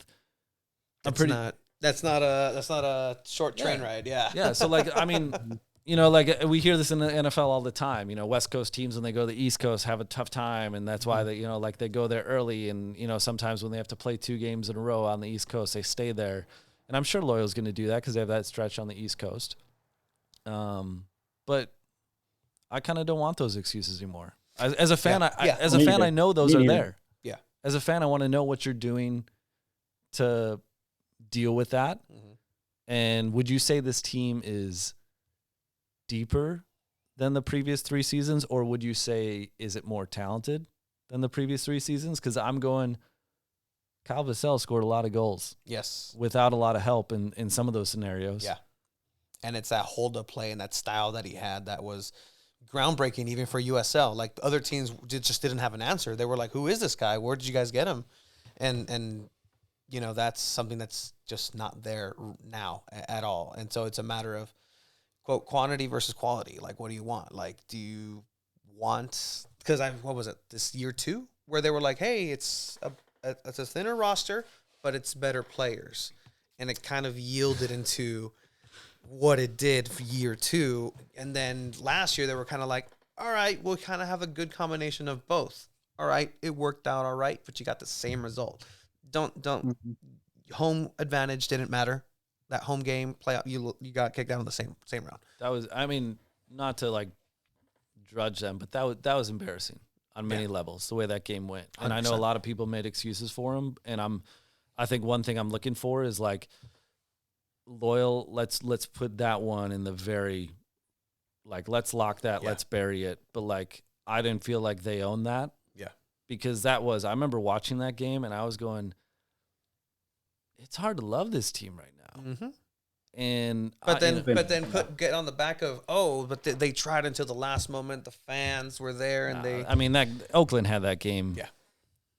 pretty well in hand, I feel like, from the get-go. Mm-hmm. And again, I know there's a lot of firsts, and you know, like certain guys weren't probably healthy and everything. Yeah. But like, guess what? Like I think that's where I'm going. I want to see some in-season moves, because when San Antonio got Mitch Tainer, guess what? That was in year 2, and he was playing in Sacramento when he scored a last-second goal on us. And then all of a sudden, I remember walking onto the pitch in San Antonio for the playoff game and go, wait, Mitch Tainer's on San Antonio? Yeah. You know, so like, I think that, and that's where I'm going. Like, do you guys feel this team is more talented than last year, or do you feel like this team is more built for sustaining injuries more, or being able to adapt more? The players that they have a history of injuries. Like Charlie's been out for a while. Carlin's been out for a while. Elijah played for the most part of last year hurt, just because there just wasn't anybody there. And I think, that's a good point. Like, those adjustments aren't just in season and in style. It's literally getting a new player as a center back. Last year's defense was just, they were dying out there, and there was nothing done. Year 1, 2, there was a lot of loans. There was a lot of that. Hey, get these guys in because we need someone in there. Oh, they did great. Oh, but guess what? Back to Nashville. Falling back, yeah. Yeah. Oh, Miguel Berry. We found our guy. Oop. Bye. Back to Columbus. Yep. He's doing fantastic, by the way. My career mode. He just broke the Premier League scoring record for Chelsea. So congratulations, Miguel Berry. Let's go. But that is something that we actually told Nate, and that's what I like about having Nate on, is he can be himself, that nerdy self too, with us, because we understand the game. But I wanted to make sure that I got the answer as far as we know this isn't year 1 for you. Like, those expectations of you being a new coach, you don't get those. And while it may come at the end of the season where they do get kicked out, and if that does end up happening, then we can all say, well, he did a great job for his first try. Yeah, I think and I'm curious what both of you guys think. I think one of the things with Nate that I'm going for this year that's kind of like a thought I keep having is who's that person, whether it's a coaching staff, whether it's a front office, whether it's the leadership team, player-wise, that is going to be able to have some different opinions with Nate. And that he'll respect and listen to. Not saying that he doesn't, but like, right, you take away Landon Donovan, that's a pretty big person that garners a lot of respect. And I know Tim Daniels has been with Nate for years back in Lansing, and he's an assistant coach. I know Matt Hall has been there, and Matt is somebody I know that has a very different kind of like mindset when it comes to certain things, and probably Landon and Nate have, which that's what I really love about Matt Hall. But like, when things are getting tough this year, like I want to know, it's like, right, who's going to be able to have some of those tough conversations internally as a coaching staff or as a team, and be able to either say, yeah, we're going to believe in this, or, hey, we're going to alter this for the benefit. Cause I would think everybody here would go, I'd rather see them like, right, 9-6 early in the year, as they really figure out who their team is. Yeah. And then, right, seeing that kind of, and I guess, right, you could say that for any team, right? Oh, I'd rather, kind of like the Eli Manning New York Giants. We'll take like, like 9-7 and get into the playoffs, and then we'll whatever. But like, I think that's where I know there's been a lot of pressure with that team to perform and to win. Yeah. And that was, I remember leaving year 2 and hearing year 3, like they went all in. They did. I want to say they probably paid Kyle Vassell 6 figures to come play here. Yeah. We looked up his transfer market. It sounds pretty accurate. Yeah. And, and not saying like, oh yeah, Kyle's gone, but like I think that's what I'm curious, like what you guys think with that. And then also I'm just going to say Nick Moon, to me, I think is one of the biggest kind of linchpin guys for this club. I would say who do you think is going to be able to work with Nate this year in terms of being a good friend that can also give different opinions? And then who do you think is kind of the linchpin of Loyal going into this year? I think Chiva pushes back a lot, so maybe Nate will. No, I think based on experience, and you're bringing him in, is Joe Corona, right? Like you kind of want that expectation from him to be able to talk to Nate and say, hey, like, look, I've been hearing around, and I want to ask Ryan eventually after we answer this question regarding Joe Corona as well that Tony and I have discussed before. But I would expect for Joe to be that guy, if not Charlie Adams. Charlie Adams has always been very vocal in the team. And I mean, you see him on the field yelling at players when he needs to. And then, like I love Nick Moon. I've shared that since last season. I do think if used correctly, he is a threat in offense. I hated him. I hate when they used him as a right back or right wing back. I just didn't like those rotations. Yep. But I was telling Tony, I think we were on the phone the other day, and I told him, dude, if Conway can somehow master what Kyle did when his back was turned against the goal and he was able to retain the ball well, have players run past him or just do that little turn and shoot and actually get on target. And if he can get that down, he'd be dangerous, and he'll score 20 plus goals this season if he's able to get that down. But other than that, Nick Moon has to be a go-to guy. He has to be a starter whenever he's available.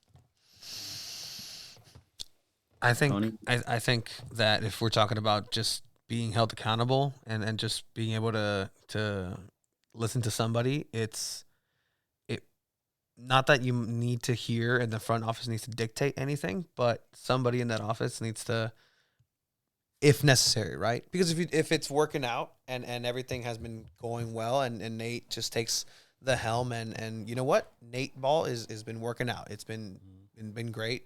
Don't change it if it ain't broke. Then okay, we'll go through there. But at the end of the day, like I think I can't tell you just from knowing that relationship between Nate and anybody else if anybody does step up to that. Because again, that philosophy of Nate Miller goes through his assistants because they have been working for a long time. So I'm not sure about that dynamic. It'll take a couple more training sessions out there to kind of see how that works out. But I have to agree, if there's a player that comes through, then it has to be the captain, has to be somebody who's been there for a while, has to be somebody who knows what he's talking about and cares about it. But the thing about that is you run the risk of then that separates the locker room with the coach. If there are difference of opinions and they're not seeing eye to eye, that's when you just lose the locker room, and that's potentially dangerous. And not saying that it wouldn't surprise me if that was to happen. It really wouldn't. And that's just the fact of the matter. And as far as like on the field, I'll agree with Nick Moon, because I saw Nick Moon first team, first 60, 0-0. There was a couple of chances here and there, 0-0. Like snooze fest, if we really want to talk about it. Saw Joe Corona for a little bit. Some plays were developed, but it was very reminiscent of that Loyal who, keep the ball. They possessed the ball. They moved it well, but didn't end up scoring. But second half, this other 60-minute game, Nick Moon was in there. Just night and day. Game changer. Night and day. And that position where he's at on the left wing, he's also getting a little bit more confidence from who? Charlie Adams. Charlie Adams played really well. Who after the scrimmage came up and talked to me and said hi, and it was like, hey, how was your holiday? I was like, oh, that's right, you call them holidays. And just going back and forth, and he himself, I don't know if this is breaking news, I think he himself has a knock, and so he was not feeling himself, and he's coming back from it, but he still played the best other than Nick Moon in that second half. And he is the leader on that field, because when Nick was having the ball on the left-hand side as a left winger, you can hear Charlie, take him on, destroy him, go for it, move forward. So he's the one that's telling him, go for it, move, like do this. And it feels like Nick needs that confidence, because that is the type of player that he is. He's the one-on-one guy. He's the guy that's going to just leave you in the dust if you don't pay attention. And he's done it so many times. He scored one of the best goals of the season for Loyal last year, where he just destroyed it, bicycle, boom, right onto the left side of the goalkeeper. Yeah. Amazing. This match, again, you see that the composure's there. There's just that extra gear that Nick has that is going to be fundamental. And I think everybody who's seen him play and has context can agree that he might be the next one to go to MLS. Mm-hmm. And he has to be. He has to be, for sure.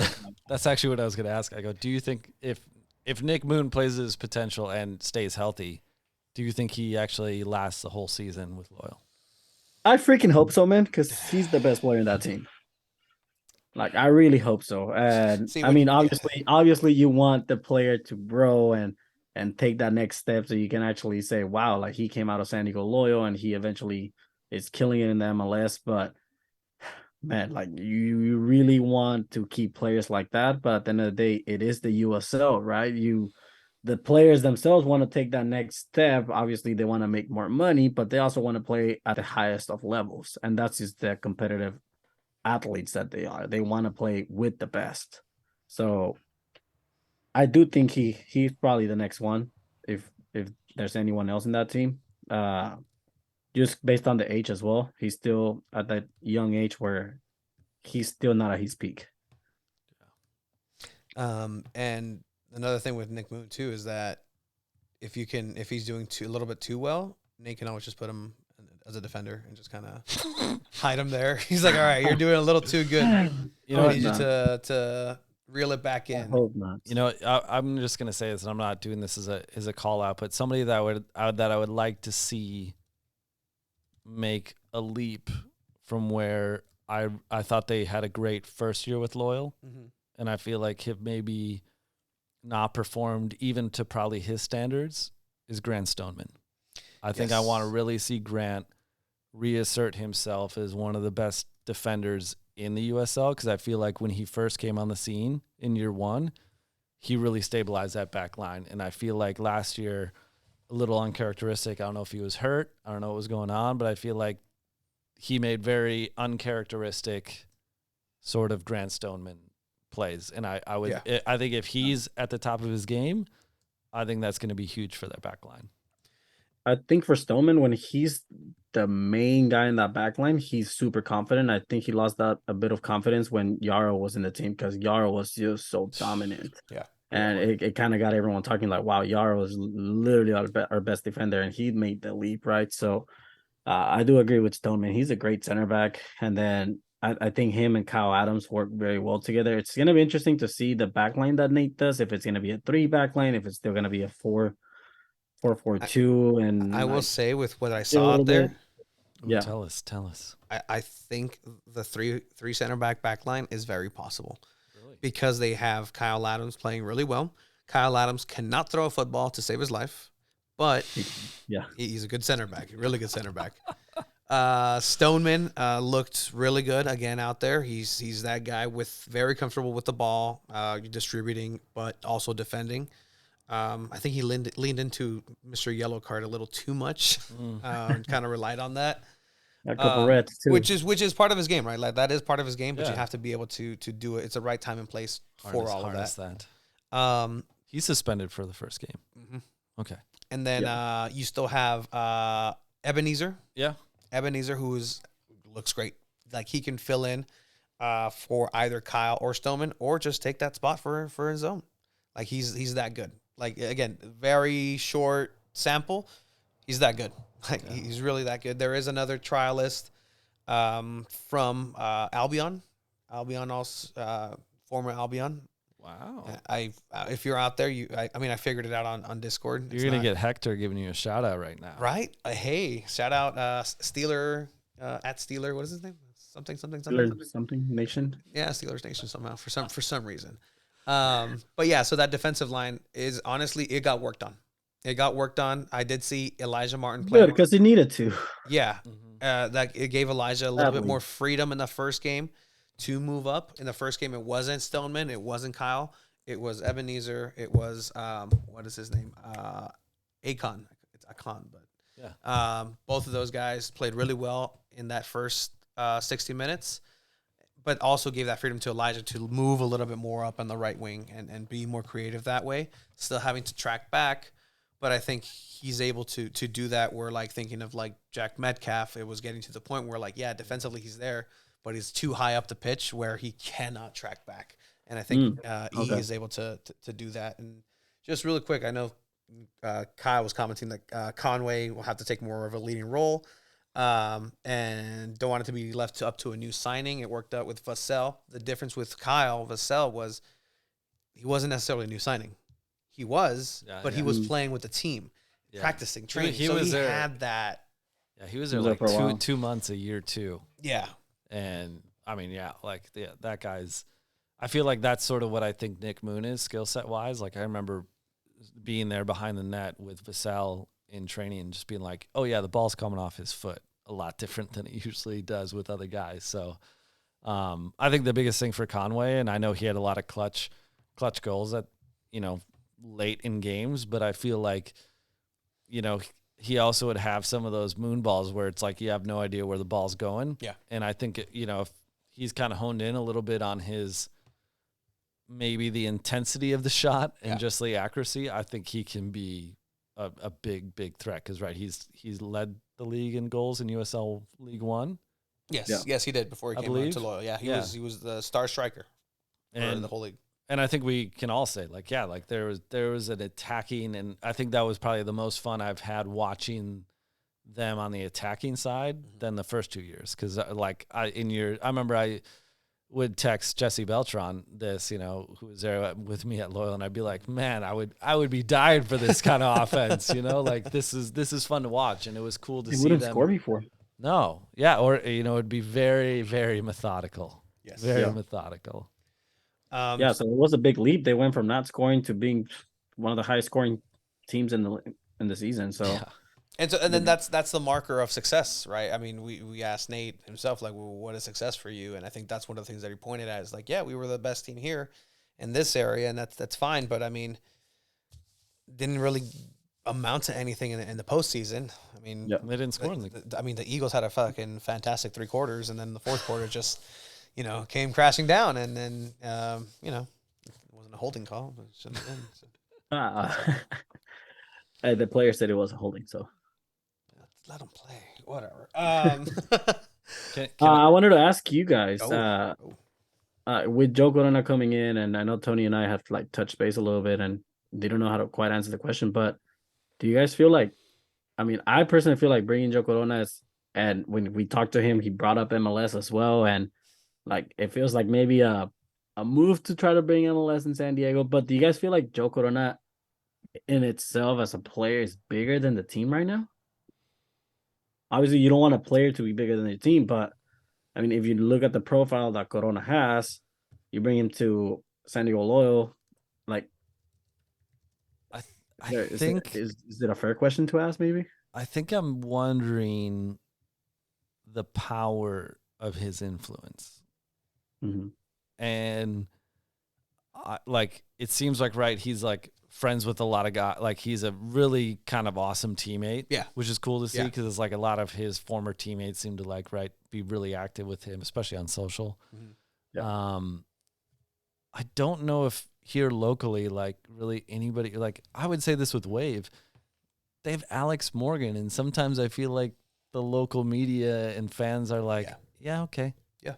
So I think it's great for Loyal. I think, you know, I'm going to be fascinated to watch this MLS, and if it includes Loyal, if it doesn't, because I think, right, when you have that kind of money that's needed for MLS, you know, I equate this to like, you know, I help out an upholstery guy, and sometimes I deliver couches to really, really rich old ladies in gated communities, and they kind of look at me like, who's this guy? Like, kind of like, eh. And I feel like, you know, like, there's probably billionaire groups that are looking at Loyal. They're like, yeah, that's cute. Yeah. But like, okay. Yeah. And I think the best thing Loyal could do, right, is get Corona. I'll give them credit for that. Yeah. Because they talked about that, you know. Yeah. In the years I was there, they're like, Joe Corona's going to play here. Mhm. So it was cool to see him come. Paul Ariel was going to play. Yeah. But Yeah, I think it's like, how can we parlay this into truly selling out Torero? And I think that's going to be the attention, because, you know, I think for Wave it took them packing out Torero multiple times for people to be like, oh, this is a thing. Yeah. You know, and that still didn't generate the confidence when they went on sale for Snapdragon that first game.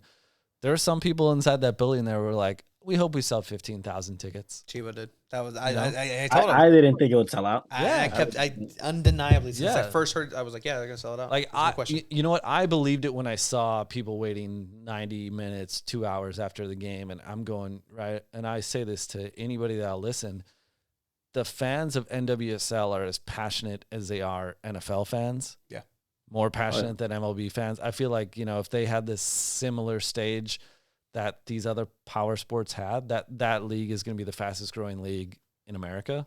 Yeah. But, you know, switching it back to the point with Loyal, it's like, I want to see them monumentally grow the fan base. Yeah. And, you know, Chiva, you made a point. It's like, I still talk to people, and they're like, I think now it's to the point where some people are like, oh yeah, like I know Loyal, you know, but like, yeah, it, like, to me, I'm like, it needs to, as somebody that's worked in marketing and sports a lot, I'm going like, oh, that didn't have anything behind it. And that's what I need to figure out. That's what we need to figure out, is like, how do we make it resonate more? And I feel like that's where I go like, yeah, sure, Torero, you know, like the numbers said 5,000, 6,000, but I'm going, you know, I was there when we sold and given, right, Torero 6,100, but you get over 5,000 in Torero, and it's a little too packed. Yeah. You know, and I think that was the most in stadium amount of people for that Sacramento game in year 2. And that place was rocking. Yes. And I remember Corey Herzog scoring that goal to bring us, I think, within a goal. Or no, sorry, I'm crossing that in Oakland. But that Oakland game was also kind of similar draw. And I'm going, I don't know how many crowds were like that in year 3. I know they had some really good crowds. Yeah.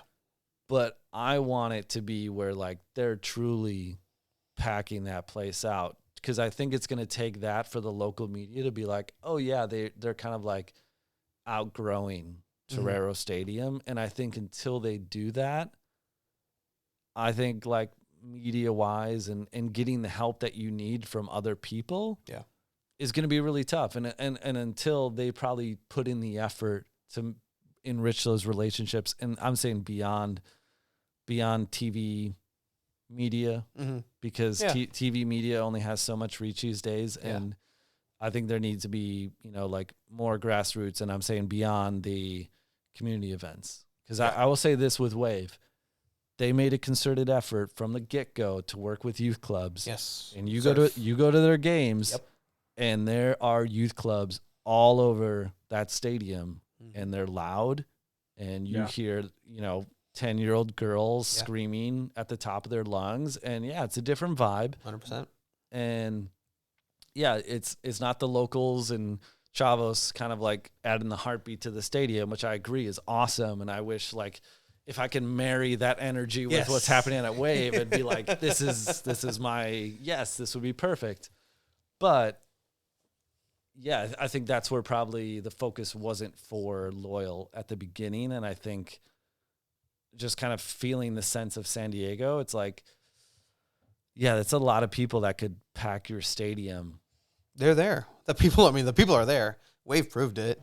And something that I think we even told Joe on the interview that we had was like, because we asked him too, like, how do we get that La Raza? Like, more than anybody that the people are here, that the soccer community is already here. You are a testament to that. How do we bring everybody that got you to this place to this game? All the people that were supporting you, all the people that, and obviously multi-layered, just very well media trained. He's very well media trained. You can tell. Oh yeah, for sure. But I mean, it's one of those things where what we told him is like, for Wave games, you have those 10-year-old girls, and not just screaming at the top of the lungs because it's Alex Morgan. It's no. They will have the trading card of somebody who hasn't played a single minute of San Diego Wave and say, hey, can you please sign this? I loved it when you played over at Kansas City and you scored this many goals in this many games and had this many assists. And when you moved over to this position, these little girls know it to the They know their shit, man. They are, and they're out there. Like you said, these youth groups, these youth soccer teams are at the Wave games. Loyal does too. But I challenge those kids. Hey, what can you tell me about Charlie Adams, the captain of the team? Yeah. And right, you're going to make the argument, or somebody would, of like, right, and we would say this at Loyal even when I was there, like, we're not going to have Alex Morgan. We're not going to have Abby Dahlkemper, and I get that, but what I will say, and I'll give a ton of credit to somebody like Alex Morgan, is she's competitive as hell on the pitch, but she's also competitive as hell. Like, I remember in the build-up to getting Snapdragon sold out, and she's like, I want to break this record. I want to be known as part of the reason why this sold the most tickets. And, you have the players' families in the USL coming, and I think that's where, like, my approach with social is a little different. Like, that's why I wanted to show you the guys' personalities, Corey Herzog being a main one in year 2, because it's like, he has a colorful personality that's going to blend really well to social, and it's going to generate a little bit more extra eyeballs. Yeah. Even if it's slightly, I hate Phoenix, it's like, but that adds an element of energy, and it adds an element of like, oh, wow, you're making me care about a game that typically with, and I know people hate when I say minor league sports, but like, this is minor league soccer. Yeah. And you actually cared about who we were playing. That doesn't happen in minor league sports. Yeah. And I think for, Loyal, I think on the sporting side, sometimes I felt like it was like, hey, we're focused on the game, but it's like, but you got to help us. You got to understand the element of like selling this experience beyond. And those guys are great. I know Elijah, I feel like last year at the end of one game was signing autographs, I feel like, for an hour and a half. Yeah. And they're making those connections. And I saw, a comment from somebody saying like, hey, all the players here are great. Yes. With the fans, and they are. But I think until Loyal wakes back up to that element of like, we got to sell this a little bit more, and we got to lean in, and we got to showcase these personalities. Because like, I'm sorry, when I see Joe Corona answering generic questions, like, I know I'm not into it. Yeah. I know the media's not into it, and I don't think it's really selling tickets. Yeah. I mean, that's the part where I feel like Wave understands that, and like, I think that's another level of professional too. You have somebody like Alex and Abby who are very well in their business women as well, but like, they're just as competitive about growing their sport. And I think here, what I would want, especially for the guys that have been here, is like, yeah, I want more guys doing their own stuff in the community, not relying on the team to do an event and going, hey, how can I help the locals grow their numbers? Yep. How can I help Chavos grow their numbers? How can I make sure that like Chavos, and I talked to Adrian, it's like, hey, sometimes there's going to be 15 people that show up. Sometimes there's 35. And he goes, that's Mexicans. Yeah. You know? But like, if I'm Joe Corona, why not go to Adrian and go, how can I make sure that you guys show up with 75 people every time? Mm-hmm. Do I have to buy some tickets for you? Yeah. Like, what is it going to take for me to help make sure that 109 is always packed and it's not half full? Mm-hmm. Yeah. So I think like and that's putting the onus on the players too, not just the front office, because the front office is only going to be as big as it can be. Yeah. You know, at the USL Championship level. And I'll give credit to Andrew, the owner. He's funded that front office more than most. Because guess what? Las Vegas Lights, I think, have like 3 or 4 people full time. And right, that's why the Las Vegas Lights are who they are. Yeah, and players. But you know, I think I would love to see the players, especially the ones that have been here, know San Diego now, to like take a more active role on figuring out the way to kind of add a little more juice to growing the fan base. To the credit of Joe, right? Like, we challenged him to do that. Like, and I don't think this is. Let me think. If this is spoiling anything? No. So, excuse me. Later on in the season, we're gonna have, per our work at the YMCA, an event, and it's seeming and it looks like it might be him, and it's like those little steps that are great, cool, per the club, but it's exactly what you said. The day after our interview with him, we had a great time. He's barely coming back from Sweden, getting accustomed, getting back home. He went to the Sweetwater High School game. That's the second to last game of their season. He just went. He just stood there and talked with the coaches, talked with the kids. Kids swarmed him and everything. Obviously, he's the goddamn hero of this area. But again, it's doing that, right? Not everybody is from San Diego and has the ability to go to their home school. Yes. But I mean, make that connection, make that effort of going out and meeting them. And that was a big problem. From one of the big problems that we've had from last year is a certain individual was asked of that, but then the club kind of pushed back and saying, no, it's not on the players to do that. The players don't have to do that. You don't ask that of any other player. Why would you ask this individual to do that? And I think that just opens a can of hurt just in general. But it's Joe Corona seems at this point to be the complete opposite and almost like a sorry for last year. And so there's time to tell. And if it worked out this season and not last season to bring him in, sure. But I mean, it's a start. And I think I'd love to see that too, where the players get out there and just get involved. And again, the players want it too. The players want, who doesn't want to be loved by more people? Yeah. I mean, I know this in talking to Wave players, you know, especially at their level. Like, I think after 2 appearances, they get paid to go to these things. Mm-hmm. You know, and I remember that blew my mind when I interned at the Astros. I worked at the Urban Youth Academy where we trained, you know, youth through baseball clinics. And, you know, this guy would always show up and he would tell me, he's like, oh, yeah, well, I get paid $300 to come here for 45 minutes. Yeah. And you know, it kind of was deflating. It's like, oh, my God. Yeah. But then again, I'm going, okay, you're dedicating your time. And this is like part of your, you know, MLBPA. Yeah. You know, so same thing with NWSL. And, so I will say sporting side is always going to say no or try to limit players and all this stuff. But, you know, I was doing a photo shoot with Kelsey Turnbow, Jaden Shaw, I think, Kaylee Reel, and sporting didn't want them to like do this at sunset. Really? So this was like, you know, in September when it's brutally hot here. And I remember, you know, it was like 1 o'clock in the afternoon. Kelsey's going like, hey, Ryan, why'd you pick this time of day? Like, is this really good light? And I was like, no, this is a worse light. Mm-hmm. And she's like, yeah, it's freaking boiling. And she's like, we would have come at sunset. You know, she's like, you know, we're getting paid for this. Like, this is fun. Yeah. Like, this is like something we're looking forward to. And that's where I'm just like, oh, you know, like, but then again, that's trust with people.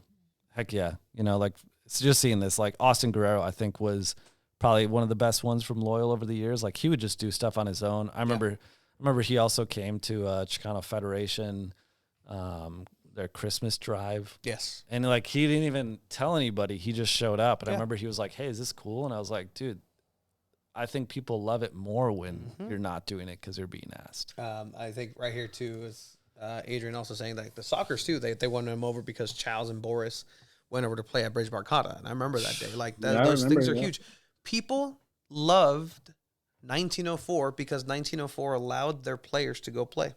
And that's why there was a huge tie with the Chicanos and just the people down in the, underneath a bridge in a basketball court playing soccer. You know what? I don't think any Wave players have come. I would love to get somebody like Amira Ali to Just come. destroy everything. Because I feel like her skill set, she would enjoy that. So Paul, let's try to make something happen. Because I guarantee you, we could get some Wave players. I might just drop a little hint. Hey, this would be cool. You guys show up. But I think like all those times, I remember there was an event where Wave players were at, and I'm forgetting the brewery. The Mujeres? Yes. Yeah. And it wasn't really well known, but there was these two Wave fans that were there. And I remember when I walked in, I could tell they were like, "Oh my God, the Wave players are here." Yes. Yeah. And they're like, "What is this?" And I was like, "Oh, they were doing a commercial shoot and a community tour, and they're coming here, just to kind of hang out." And they're like, "Can we go up to them?" And like that. I think that's the element of like, right, if they're out, and I think that's tough, right? A lot of Wave players are up in Carmel Valley. Yes, a lot of North County. I think the only person that lives downtown is Taylor Korniak. Interesting. Okay. I think there were some last year, but they moved on. Whereas I think a lot of loyal players, like, some are in North Park, some are downtown, somewhere in the Chula Vista area. Yeah, truly. Yeah. Which is like, so I think it's tough, but they do like, right. Most of them have afternoons off by like 2:00 in the afternoon. I know all the Wave players have time in a given, like they're doing their training and focuses on training, getting prepared to play. But you're right. They have time. I think it's, I mean, maybe it's figuring out front office wise, like, especially with loyal. I think now who you can trust, the people that come to these events. Like, I think Paul is like, right, I see this guy everywhere. Yeah. Like, to me, he supports soccer so much and so unselfishly. Yes. Yeah. And I think that's where it's like, allow Paul to have maybe direct contact to some of these guys and just say, like, I mean, given I'm sure Nate doesn't want loyal players going out and playing, Yeah.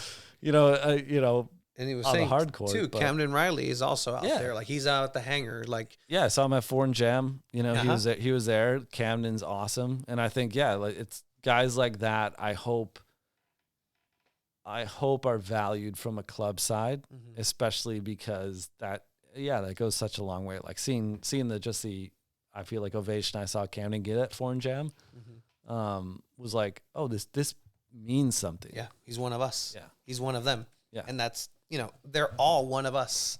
It's just a matter of just being able to let them show who they are to us.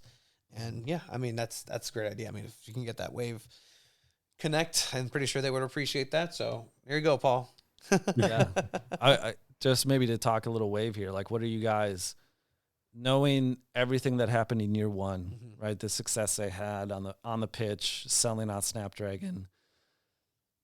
What about year two? Are you guys kind of looking forward to? What are you kind of hoping to get proven? Maybe that you're like, okay, this is legit. This is happening. Whether it's drawing attendance wise, whether it's on the pitch. What are you guys hoping to see in year two?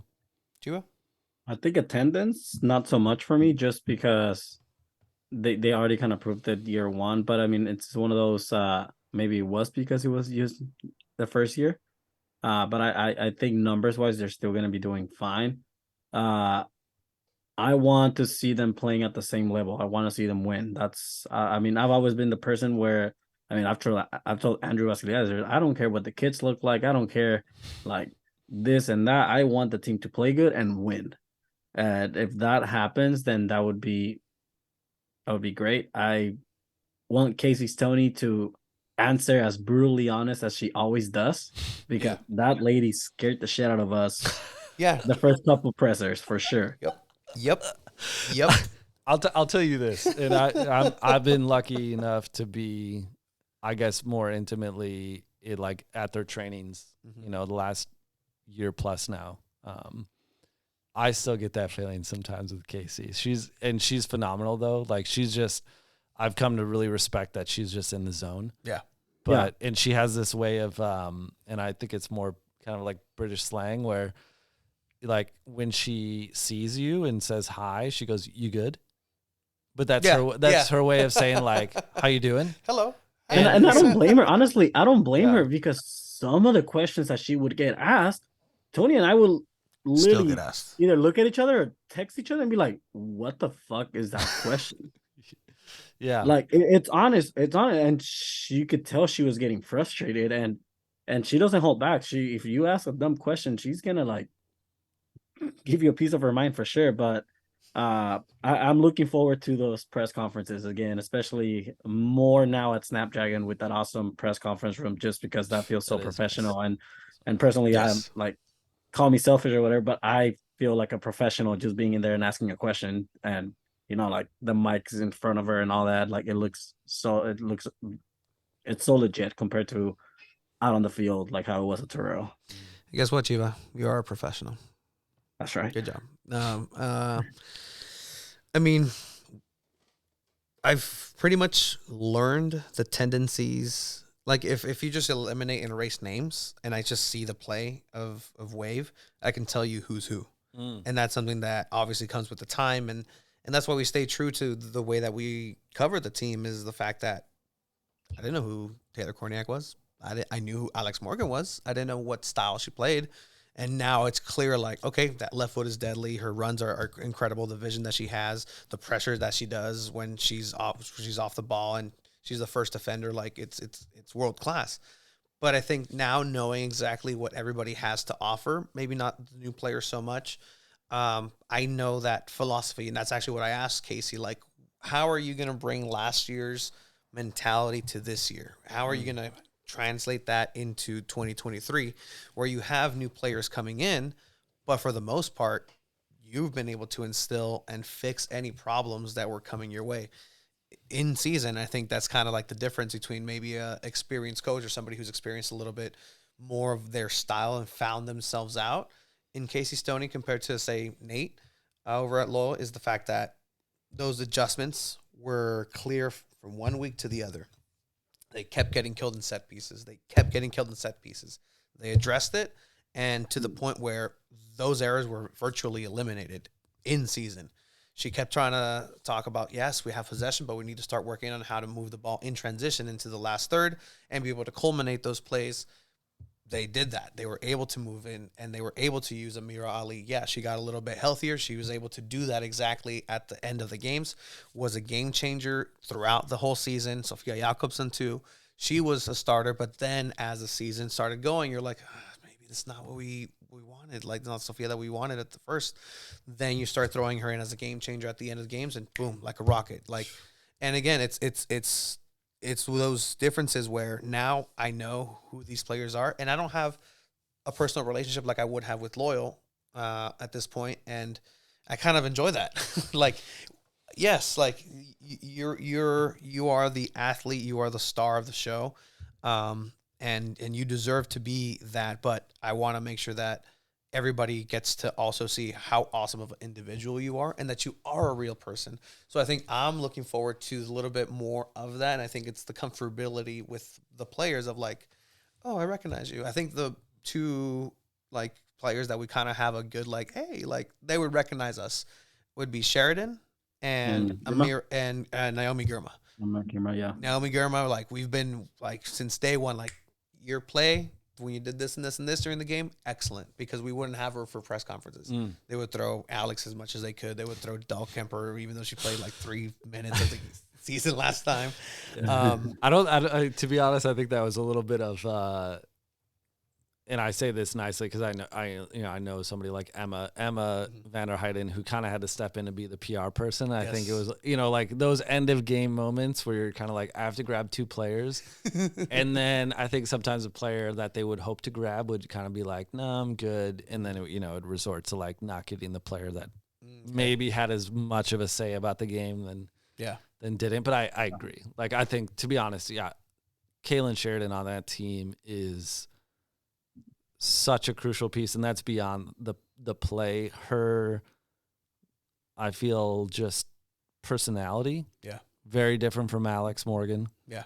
Very different from really anybody on the team. But, man, that I feel like the mix of her play and that voice is just, it's somebody that commands a lot of respect. Yeah. Naomi, right. A phenom, Naomi Girma. a young phenom is what we're watching. And again, that's not like fan service to what she does and just being a homer. Like, no, like compared to just the world, this individual is one of the best in the world and will be one of the best in the world very, very soon, if not now. And she just came out of college. Like, this is, again, to put it in perspective of like, why aren't we paying attention to this? Like, if this was Strasburg at SDSU, like everybody would be on it. The next phenom, the next this, the next that. If this was Bryce Harper when he was coming out, oh my God, Bryce Harper, the next biggest thing. Yeah, they were. You have this exact thing happening here in San Diego in a sport that fills 35,000 plus in a stadium, but nobody talks about her. No.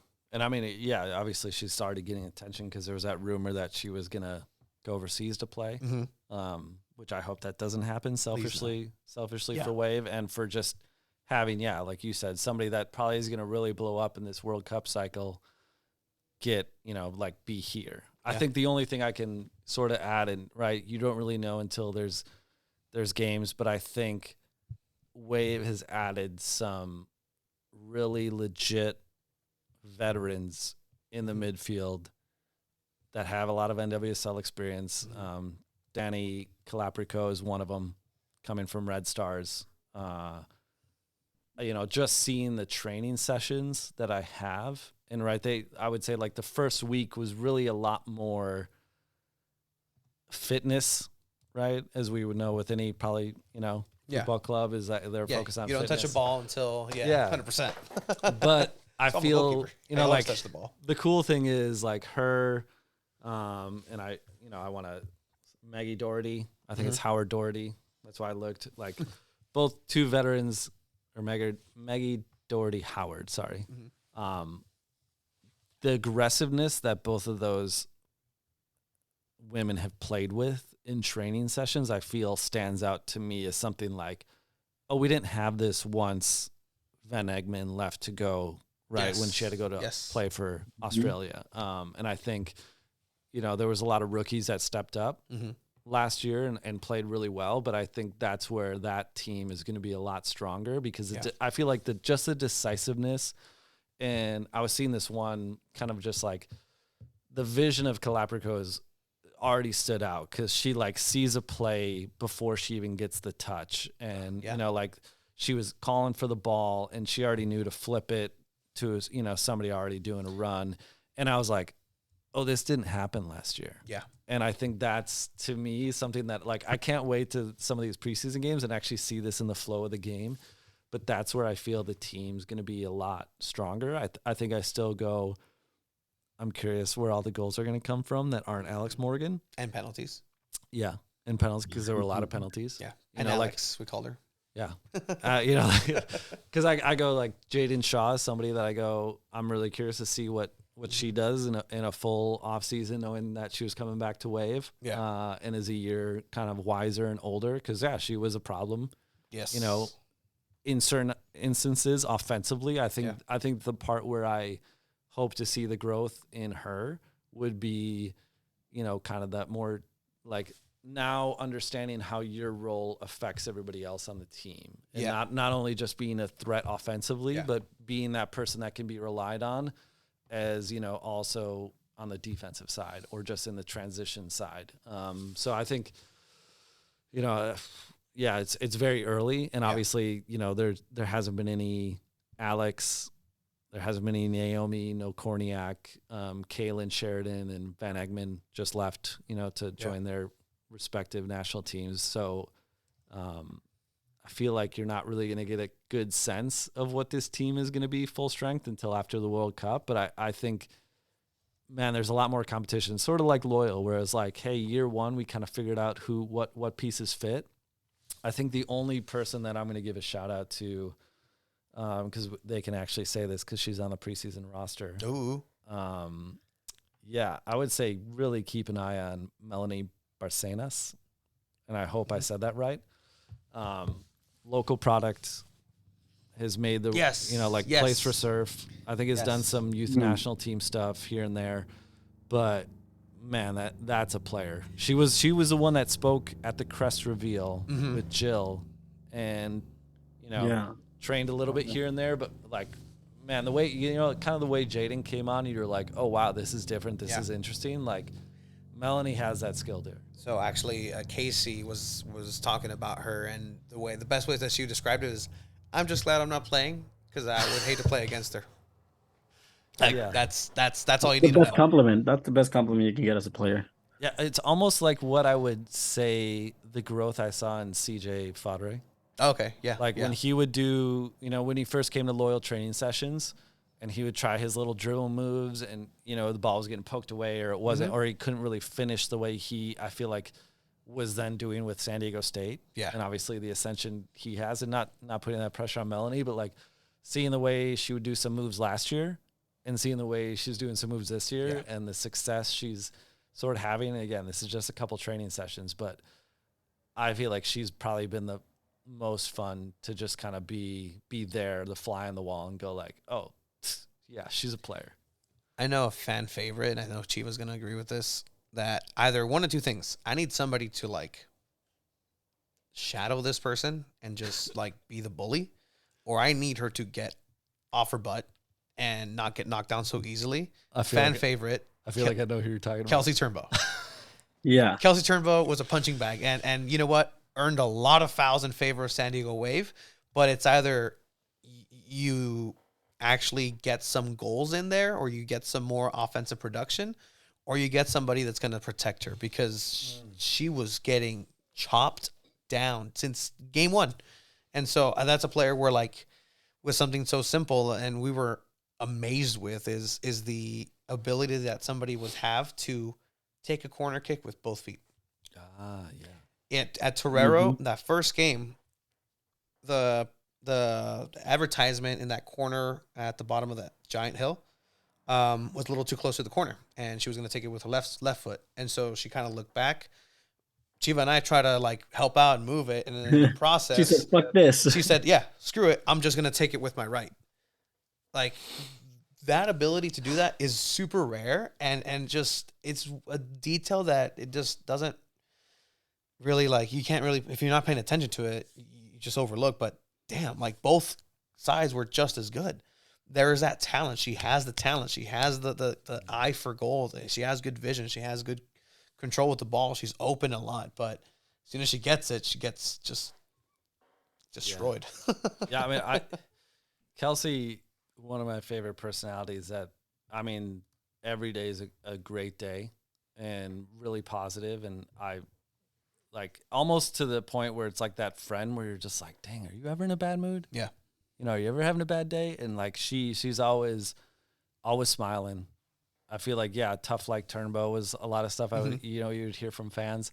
I would say just, like, and this is tough because, like, I feel like in male sports, right, you always say, like, oh, do they pass the eye test? Right. Yeah. And, like, for her, I feel like she made some kind of, like, it looks like she's in pro shape compared to college shape. Okay. And I don't know, like, I guess, like, the most cordial way to say that when you're talking about, right, a female athlete, that's probably me just being a little more, like, hesitant. Because, like, right, you would see a male athlete and you'd be like, oh, DK Metcalf, that dude is, like, jacked. Yeah. And I feel like she, like, that's the first thing I noticed this year. And I'm like, oh, she's in, like, she put in some work this offseason. And that's where I'm curious, too, because, I think she got a ball on the wing, and like, she was fighting kind of like, like the physical style she is. And I would agree. It's almost like how I would quantify how sometimes Colin Martin plays, where you know, like when he would give up the ball and he would like, I'm like, he's about to commit a foul. Yeah. And then I feel like he sort of matured from that a little bit from the first year that I saw him play. So I'm curious to see, like where's the progression for Kelsey? I would say somebody that I think I'd be curious if they hit it off on teammates is Danny, coming from Red Stars, Galapagos, just because like similar personalities, but I feel like Danny has been in the league for quite some time, and I think has that confidence of like, I'm not going anywhere. Yeah.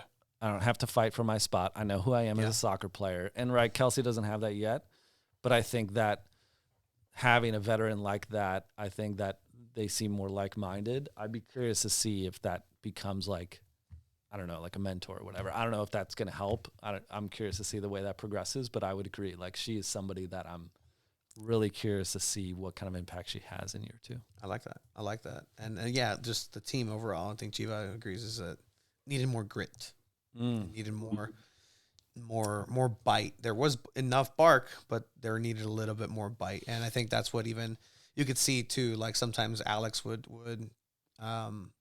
make a run, make a play, and there was nobody there to receive it, or they would lose the ball and she'd be the one that has to track back and try to get the ball. And it's like, what are you doing? And then she gets the ball back, but then it's like, where's everybody at? I have to do this by myself.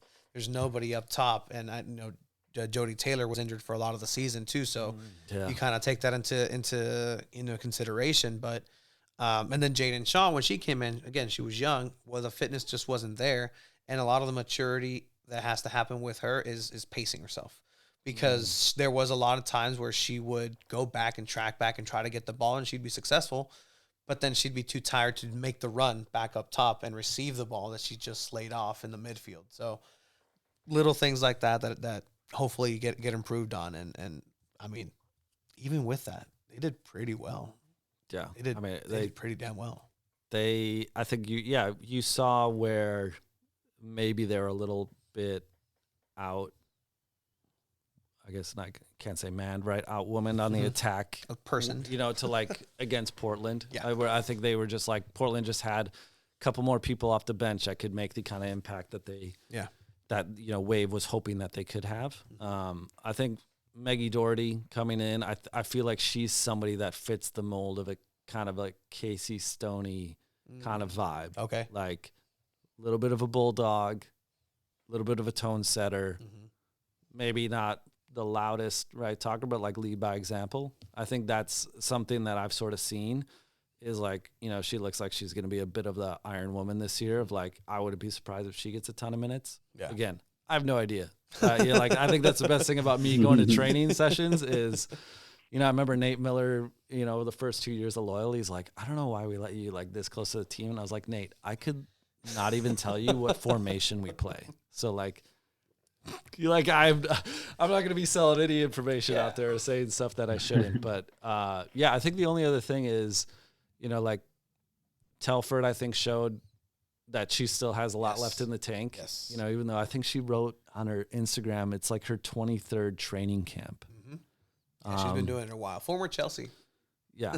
But I would say, like, to me, she's one of the big kind of like has a bigger influence than she probably maybe even realizes with that team because of the experience. They drafted that other goalkeeper from UCLA. And I think Carly's going to play a big role for the development that rookie has. And I think too, for when Kaylin has to, go represent Canada, like Carly's going to get some time. And I think having those experiences that Carly had last year erases probably a lot of the fan thoughts of like, oh, what happens when these players go away? And it's like, well, you have Jane Shaw.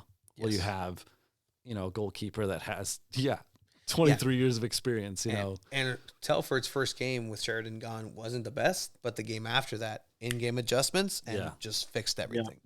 Yeah. So I think that's a cool part. And you see that a lot, right? At least with Wave, like the adjustments that Casey Stoney says they're gonna work on, you see them in the next game. So I mean, I'm excited for the season for Wave. It's gonna be a fun one. Yeah, that's probably the last point that I think I could share with people is I am thoroughly impressed at, having the ability to be at a lot of practices in a lot of like big time sports. Mm-hmm. Casey Stoney might be the most impressive like head coach of any sport in terms of how active she is, Mm-hmm. how much teaching she does, while also still being very humble. Yeah. And like, hey, Yeah. yeah, like not like there, it really doesn't seem like there's an ego, but like there's a confidence, right? There's a feeling. Like I'll admit when she's walking on the pitch at Snapdragon pregame and I'm trying to get like a cool shot of her, and if I'm close, I'm going, please don't yell at me.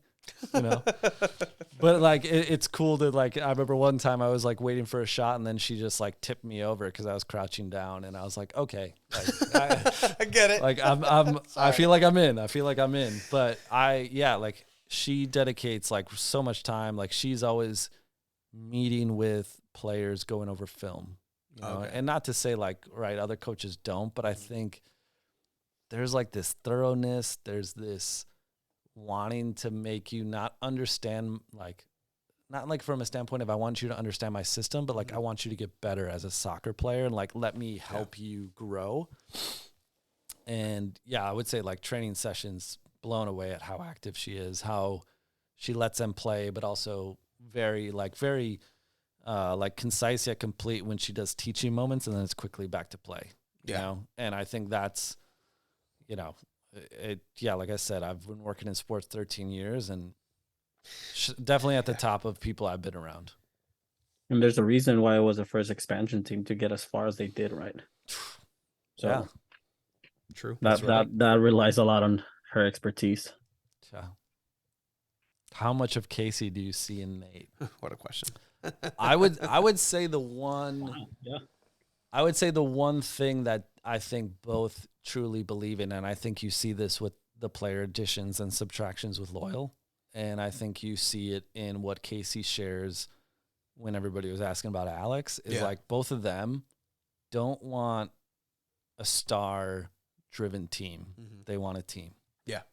Yeah. And, as much as I really love Jack Blake, and I don't think that he's a guy that needs to be a star, even though I feel like Nate said on your podcast, like, oh, he's a guy that wants to be, like, either needs to be a star or wants to be a star. But like, I think I get it from Nate's perspective is like, right, when I think of Nate's coaching careers, he came from college. Yeah. And right, you can dictate probably a lot more than you can with pros. But I think I understand and I respect that. Like he wants just a team of grinders, a team of like, we don't care who gets a credit. Yeah. And I think for Casey, and I feel like she shared in her first presser again about like, I don't want all the goals coming from Alex Morgan. 100%. And I think the crazy dynamic to be on the outside of is like, how do you sell that to Alex?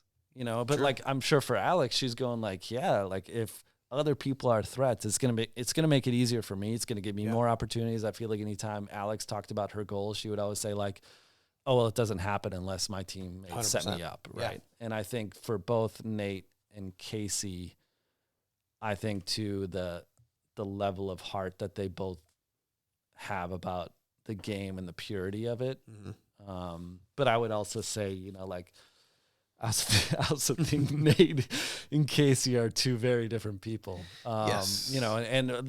That's normal because they come from very different backgrounds. Mm-hmm. I would say Casey's more nurturing than Nate is probably with players. Okay. And probably a little bit of different like vocal leadership style. But yeah. I mean, I can say what I've seen as far as Nate is like and I think you even pointed out with Casey, right? Like she'll tell you what happened in the play, but then application right after, like immediately after, let's get this done. Everybody in soccer does it where you have the play start, beep. All right, stop. What are you doing there? No, I need you over here because of this and this and this. Beep, go. Where I've seen Nate be like, stop, everybody stop. I need you to be over here because if we're going to go ahead and move this way, there's three different options that the other team is going to do. So if you're doing this, then I need you to also consider this and this and this. And there's a diatribe. There is the philosophy. There is a teaching moment for him, but it's a little longer. It's a little bit more. It's not just no. Turn this way. Beep. Go. Yeah. Try it. Yeah, I think there was a moment in training this past week that Casey quickly stopped to play, but it was because she wanted Mia to advance the ball up to Mackenzie Doniak, and she's like, just advance it up to Mackenzie. Let Mackenzie make the decision that you just made, because instead you went back. Now you put pressure on our goalkeeper to have to decide either to get it back to you or cross it, and we don't want that. So get it up to Mackenzie, because then we're in the attacking half. Yeah, and. I feel like the moments that stick out with Loyal sometimes are the most probably aggressive, and I don't think this is like a really true, accurate presentation of Nate as a head coach. But I remember when Trey Muse was here. Yes. And Trey probably didn't have the career that he would have hoped for with his stop at Loyal. Yeah. And I remember Trey, made a mistake, and Nate just lit him up. Yeah. And it was strong, but I think, knowing Nate's philosophy and knowing probably anything in life is sometimes you need to make a stronger 100% case, or maybe you need to make an example. And I think both Casey and Nate are very precise and very deliberate about how they do it, when they do it. And I think that's right. That's a mark of a good coach. But I think, I think that's, part of the conversation that we're having this year is, is that going to change for Nate this year, knowing that Landon's not there? Yeah. Yeah. And he can be more of himself, or has he been himself the entire time? Yeah. And that's where I say, okay, if knowing Nate's a fiery guy on the sidelines, and sometimes not always a friend of the fourth official and the main official, that voice of reason. Yeah. Who's going to calm him down? And I think for Casey, she's very, very composed. I think she does lose her shit during games. She does. And it's usually warranted too. She does. Yeah. I think, and I would say a very unsung hero of that staff is Louis Hunt, goalkeeper coach. Oh, okay. Who I believe also got kind of promoted to one of the main assistants. Okay. I know he's been in this region for quite a while, but he is somebody I've really have a lot of respect for. Goalkeeper sessions at Wave are very creative. Yep. Very I've seen a couple of those, and that's the dream. Like that is the dream. Tony's gonna come over the fence. Oh man, days. like some of the creativity of these drills, because goalkeeping is it's just so different. It's just almost the opposite sport of. It's literally the opposite sport than the 10 other players.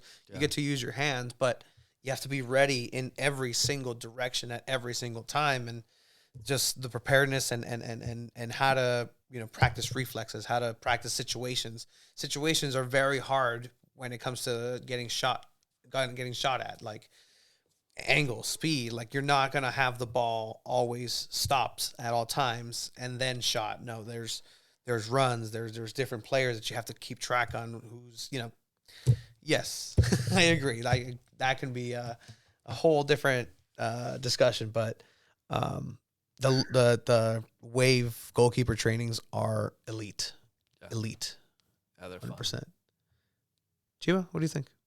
I think you can talk about goalkeeping for 3 hours straight, nonstop.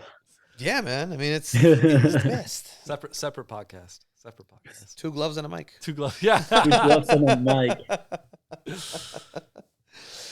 With Coque Vegas in Spanish, and bring back Austin. Fuck it. Austin. I bet Austin has a thing or two to say about stuff. Does I you know what, I think that's something that not divulging too much of what Colin Martin and I shared together when we talked, and we didn't talk soccer actually a ton because we were talking about our off-season trips, but he did say, and I think this is probably a question everybody has, is who's going to be that voice, that energy for this team this year, because they lost a lot of energy guys. Yeah. Jack Blake's a guy. Jack Metcalf was a huge guy. Yeah. I know he, probably didn't get on the field as much, but even the first 2 years, you go to a training session, you go to a game, Metcalf he's bringing some energy. I know Vassell did. And I think, who's going to be that guy for Loyal? Austin Guerrero. Yeah. I know he was a polarizing figure probably for a lot of fans and didn't enjoy. He wouldn't necessarily slow your heartbeat playing in goal, but I think I respected it just because, right, he's a 5'10" goalkeeper. Yeah. playing at this level, and he had to take some chances, but he always brought the energy. Yeah. And I think you can sometimes, like not notice that benefit, when you get into July in the middle of the season and you lose those guys, you're going to have guys kind of step in. So I think, when you bring up Austin, I just want to make that point because, we would be at training sessions in August and this guy's vein is popping out of his neck because he's just flying around and I'm just going, holy shit. This. And that I feel like the first year especially is I remember coming there and Jake Fenlinson was a starting goalkeeper. Rest in peace his career. Yep. And great guy. And then John Kempen obviously came in and, not knowing anybody from anybody. And I was going, man, this third keeper talks a lot. Yes. And he's loud and, and I remember he to had an annoying degree. And I can say just because I know goalkeeper culture, but it's annoying to everybody else. But yeah. And, I remember, Nate and Landon were like, I don't think I've ever seen a third keeper on a team get as much love on social. And I was going like, how can he not? Yeah. Like the guy's ripped out of his mind. He has tattoos. He wears cool sunglasses and he's loud during training and he flies around. And then obviously he, ends up being, I think, one of the key reasons why Loyal made the playoffs in year 2. Yeah. He stabilized 100%. That back line. Yep. And it was a point of starting most of the plays as asked by the coaching staff. Like that's where you start. Yeah. Their best goal was that Sacramento goal where it started with Austin. Tiki-taka, here you go, one touch, boom, Guido gives it away. Dougie Martinez. Just, I'm never going to forget that. And, it starts, that's as pure soccer as I imagine Nate wants to play. Oh. If he can just have that in every single game, he'd be the happiest coach. Yeah. And Koke could do that for him too, so. Yeah. I'd say, right, that's Koke's strength is he's better with his feet than any keeper has been at Loyal. And I think so that to me for the closing point of what I'm hoping for with both these teams this year is to me, who are those players that are probably maybe low on the depth chart right now or probably are coming into camp going, I don't know if I'll really play a role this year or not, but are so tenacious, but are gonna be right on the coattails of somebody else going hey, you know what? I don't, right? There's a lot of players coming in and I'm going somebody like Kristen Westfall for Wave, I'm going, yes, there's a lot of players here. Yeah. And, I respect Kristen and what she does, but it's I know she's probably going there's probably going to be people coming after my job. Yeah. And it's real.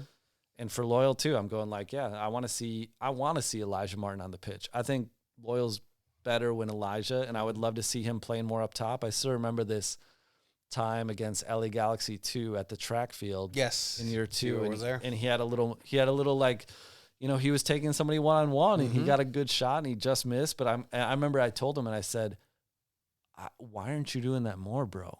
Yeah. And so I hope that's where I think the storylines for me kind of boil down to is who are going to be the women and the men on the respective teams pushing both of the, mid-level, top-level players so that, the depth is there when the number gets called. I mean, and then it can be anybody at this point because it's there for the taking. It's there, right? I think there is voids on both sides and, it's whoever wants to take it and hopefully it turns out for the best and it works out for the team in general because, again, you can have people step up who aren't the right people. And, that's something else that has to be factored in. But at the end of the day, it's going to need to be somebody who can translate whatever they're doing into wins. And, man, I think it's going to be an interesting year for both teams. If I was to say which team goes further, I'd still say Wave. Granted, 12 teams in the league. Still growing, and that's part of it, right? It's still a league that is growing and has to get to a certain point to be better in general because, again, you can't just keep playing the same 11 teams over and over and over again and call that a season. I mean, you can, but it's just it's strange. That's something that we have to get used to as far as really there's no more teams. Looking at Nisa, Nisa's doing it with 8 teams. I don't know what the hell they're going to do. Shout out Albion, I guess. Sure. Yeah. No, you're right. I think, it's good that you do see the growth in NWSL with some more teams on the way, but I think San Diego Wave is probably taking the onus, much like Loyal, I think, has, of like, we're going to be a shining star for this league, and we're going to act like it from day one. Yeah. And hopefully we're going to be the reason why this league not only stabilizes, but also grows. And which I think is why there's high expectations in this city for both teams. Yeah. And hopefully there's been points with both teams where I'll just look at the ambitions and then the track record. And I just have to look back in hindsight and be like, who do you think you are? Like, who do you think you are in this? Like, you're not, as much as soccer wants to be, soccer is not baseball, especially with this Padres team. And it's okay to ride the coattails and it's okay to ride the sports fervor in the city. But again, you have to know just like your place in it. Yes, still break that mold, break your limits, very Dragon Ball Z, just burst the limit. But just know where your place is and flourish there. Like, just hone your craft there. Like, fill out Torero. Then we start talking about Snapdragon. Like, yeah, facts. Those are facts. I would have loved, just for the mental gymnastics of it, if Loyal played or at Snapdragon this season. Just the optics of that. Oh man, it is what it is. I think it'd be great for, just like I said, for one game of just, I think, right, the front office challenge of how many seats can we sell, and I think for them it's like almost like, right, a litmus test of like, okay, right, this is your 4. Yeah. We want to be bigger than Torero. Yeah, and if you have MLS expectations, you should be able to generate, right, 20,000 fans. It's going to be interesting to see a non-official friendly between Club America in Mexico and Cholos at Snapdragon to see how many fans go to that game. Oh, that's going to sell out. Compared to, I mean, sure, right? Compared to the fans that you're going to get at Torero in that same time frame, are you going to be overflowing at Torero? Because again, you have a non-sanctioned league out of country game happening in that stadium, and if they get 20,000 people, like, again, I mean, think about it this way: it's America doing their Tour de Águila, right? So it's them doing these friendlies, but they asked Cholos to do it when San Diego Loyal is there because they know with Cholos they're gonna sell way more tickets. That's actually a really good point. I mean, about that. Yeah, but that's like, where you could easily reach out to Loyal and say, "Hey, let's have a friendly. You guys are the hometown team in San Diego." You have a guy that helped us win our last championship, Joe Corona, on your team. Like, I mean, I didn't think about that. Like, I would see this in Fresno when, like, that's actually what got me really into soccer was, like, Leon came, I think, twice while I was there. Okay. And I remember one of the first times I was just at the stadium working. I think our team was on the road. This was minor league baseball. And I walked outside to the stadium, and the energy was, like, unreal. Yeah. And I was like, oh, this is soccer. Yeah. Like, and, yeah, my buddy that had been, like, a huge fan was like, yeah, dude, this is, like, all the time. The time. Yeah. And I think, like, that's where I would have hoped, or maybe, the conversation can still be. And it's like Fresno Fuego used to play before, like, Club America Leon would come. Yeah. Like, they would play the game before that game just to be, and like, right. The opening act. Yeah, people would be trickling in. But, like, I think there would be something where it's like, yeah, like, if you're loyal and there might be the opportunity there, like, hey, yeah, why not play a 4:00 game at Snap? And you might get a trickle of fans coming in early, and then you can, like, you can sort of see, because, like, right, I see 619 Soccer, like, I think they would get humbled, and I think they would. I think they would. That's not easy. Like, if I was there at Loyal right now and they're like, hey, we're going to play a game in September at Snapdragon, and I go, oh shit, because that would divert a ton of attention, and you would know that you would have to make that look good. And I think it was the same thing Wave did, where people were like, oh, we wish we would have seen this with Wave.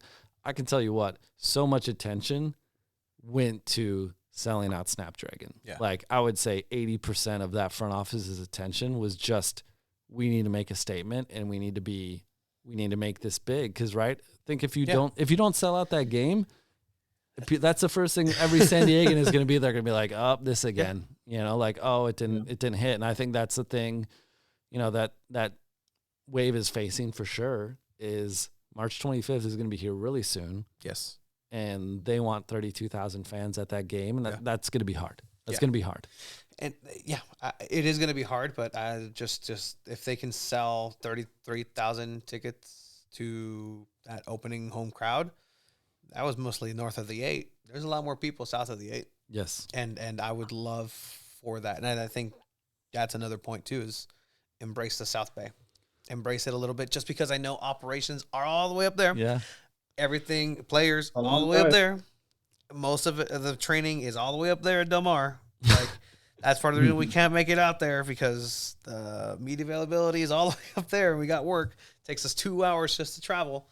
Villa de la Valle is killer. I know. I don't like the $15 coffees up there either. No, I'm just kidding. But yeah, it is. I mean, you're right. Like, I'm just saying the differences. I would say the one thing I was probably most proud of since I've been in San Diego was working on a project with Jerry Jimenez, which was the Echa Leganes video, which we followed an 8-year-old girl from Chula Vista. And, you know, showing the impact that Wave has on her, and how, like, right, it's like the kid story of like when we all like went and played, you know, soccer, baseball, or basketball by ourselves in our backyard or front yard, you know, when we were a kid. And, you know, so like, but I remember having to explain the purpose of that video a lot to, you know, to some people at Wave. Again, they're not there anymore. No offense to them, but like, it was kind of like, I think you're underestimating the impact this is going to have. And I think representation, right, is huge. And I like, look at the San Diego Padres. You can call it the Winds, but it's Fernando Tatis, it's Manny Machado. It's a Spanish language, and it's me, right? I think I've said this to, I remember again, Jesse Beltran, who's one of my good friends. It's like, I went to a Padres game last year and I sat next to a Mexican dude with like face tattoos, and I was like, hell yes, because like, I feel like this is more, and not saying like, oh, like I love that just because of whatever. It's like, no, it's like, I guarantee you, I don't know if that guy was coming to Padres games when Brian Giles was the best player on the team, you know, but like, he feels probably more seen by the team now. Hey man, Brian Giles was all right for that time. You know, but I would say like, that's where I think Wave, you know, they don't have a player that is representing, to me, that East County, that South County. And, you know, I know they're making their decisions for their decisions, but that's why I keep shouting out Renee. Yeah. Who's living in Chula Vista, who plays for Cholos, might be a little bit older, but still I think could make an impact. And I think her style, her personality, because she's a little more intense too on the pitch. Like, I think that would be massive. And whether it's her, whether it's other, I feel like athletes that you've mentioned that are from here, that are playing professional women's soccer elsewhere. Christina Birkenroad, Mia Fischel. Yeah, I think the other thing that I shouted out, I remember in Discord too, was the locals Discord, was like, I would love to see the NWSL partner with the women's league down south. Oh yeah. And instead of the YWCA, or there's plenty. I just didn't want to say it's femenil. Oh, femenil. Yes. Sorry. Yeah, Liga Femenil. Yeah, which, like, to me, I go, let's replace the Challenge Cup, because you're right. It's like when Loyal played Phoenix 4 times in year 1 and Reno 4 times in year 1. Like, nobody wants to see that. So, like, if you're gonna do the Challenge Cup, play them and make it more international. And I feel like that would, like, if San Diego would have to, right, play Cholos or play, you know, any of these teams, any of them, like, that would be insane. Like, think if you had who's coming here again, the Snapdragon? America and Cholos, or for the friendly. Yeah. So does America have a women's team? Yeah. Yeah, Yeah. they do. Yeah, they do. Or if like right, know- or if like before that or after that, it was Wave against Cholos. That'd actually be really good. Like you just did a double dip, and I know that. I think it was Tigres Femenil, and they're the current champions. They had a game against the Lyon team, Well, the for women's Lyon France, team, and I think they broke a record. I think it was like 37,000 people, 38,000 people that showed up at the Tigres Stadium, and it was a friendly. And yeah, they held the number, they held the stats. You know how people in soccer, they'll hold stats and say, well, this game had 38,000 people, while the NWSL record had 33,000 people. Yep. And that's a league game compared hold to this. a friendly. But that's why I say, like, just imagine if Wave hosted one of those teams and what that would do for, like little girls in the South Bay. Yeah. That would go like, oh, right. Yeah. Or if like, right. I hope Wave, they have 2 international slots open. I'm sure they're looking at, right. They have a really talented staff. Mm-hmm. They get some really awesome players, and it's like, I'm sure they're probably looking at players, but I think that's where as somebody who's come here to San Diego, and I understand what that means more than it does probably, even right anywhere in the world. It's like, right now there's nobody that you can identify with at Wave. Yeah. If you live in the South Bay, if you live in East County. Yeah. You can look up, right, and be like, oh, Alex Morgan, she's the best women's player out there, or however you want to see that, quantify that. But it's not the same thing as for us growing up and we're like, oh, Ronaldinho, Ronaldo, Messi. But unless you are from Argentina, Portugal, in those areas, you don't really know what it's like to be a fan, a person in their shoes, just growing up. The Brazilian players and their stories are just fantastic. Gabriel Jesus, who was playing in the favelas of Sao Paulo a year before he got called up and started playing over at Manchester City. Like it's possible, and it's very early for NWSL too. I'll give you that benefit of the doubt, but even if it's a bottom line type of mentality, you're missing out. You're really missing out. Even if you always want to just take a look at your bottom line first, you're still missing out half of San Diego who have money that's also green.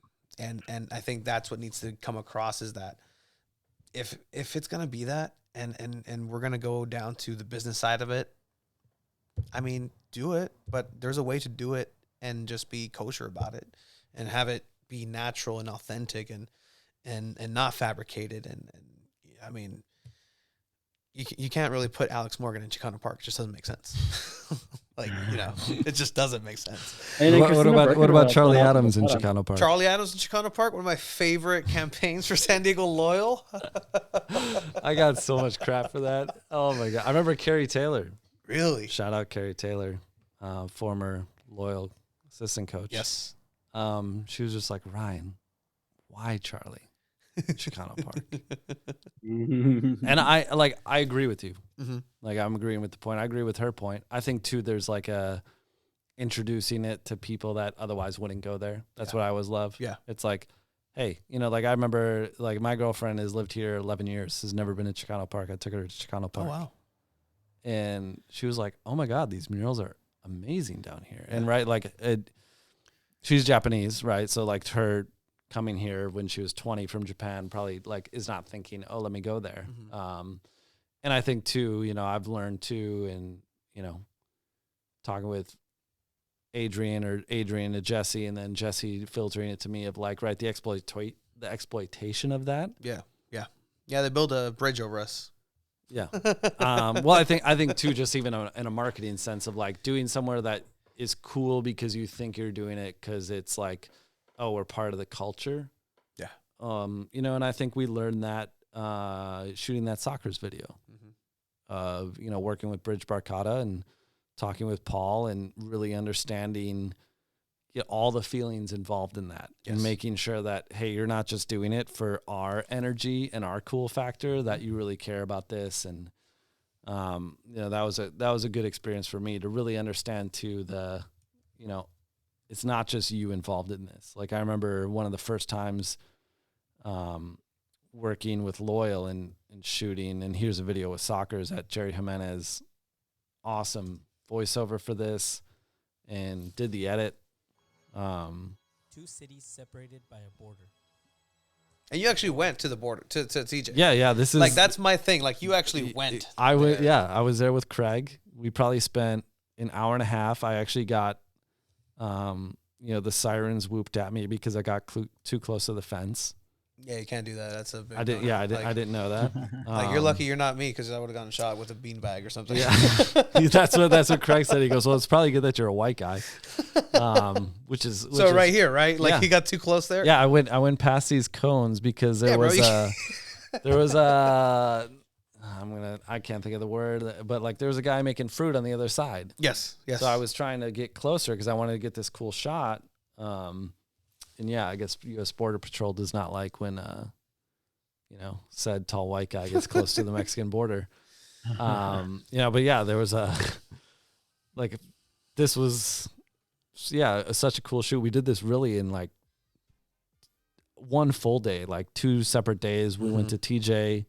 Jerry drove us down, drove through the red light district. Oh yeah. Well, I mean, I knew you were taking to the zone with this right here. Like shot.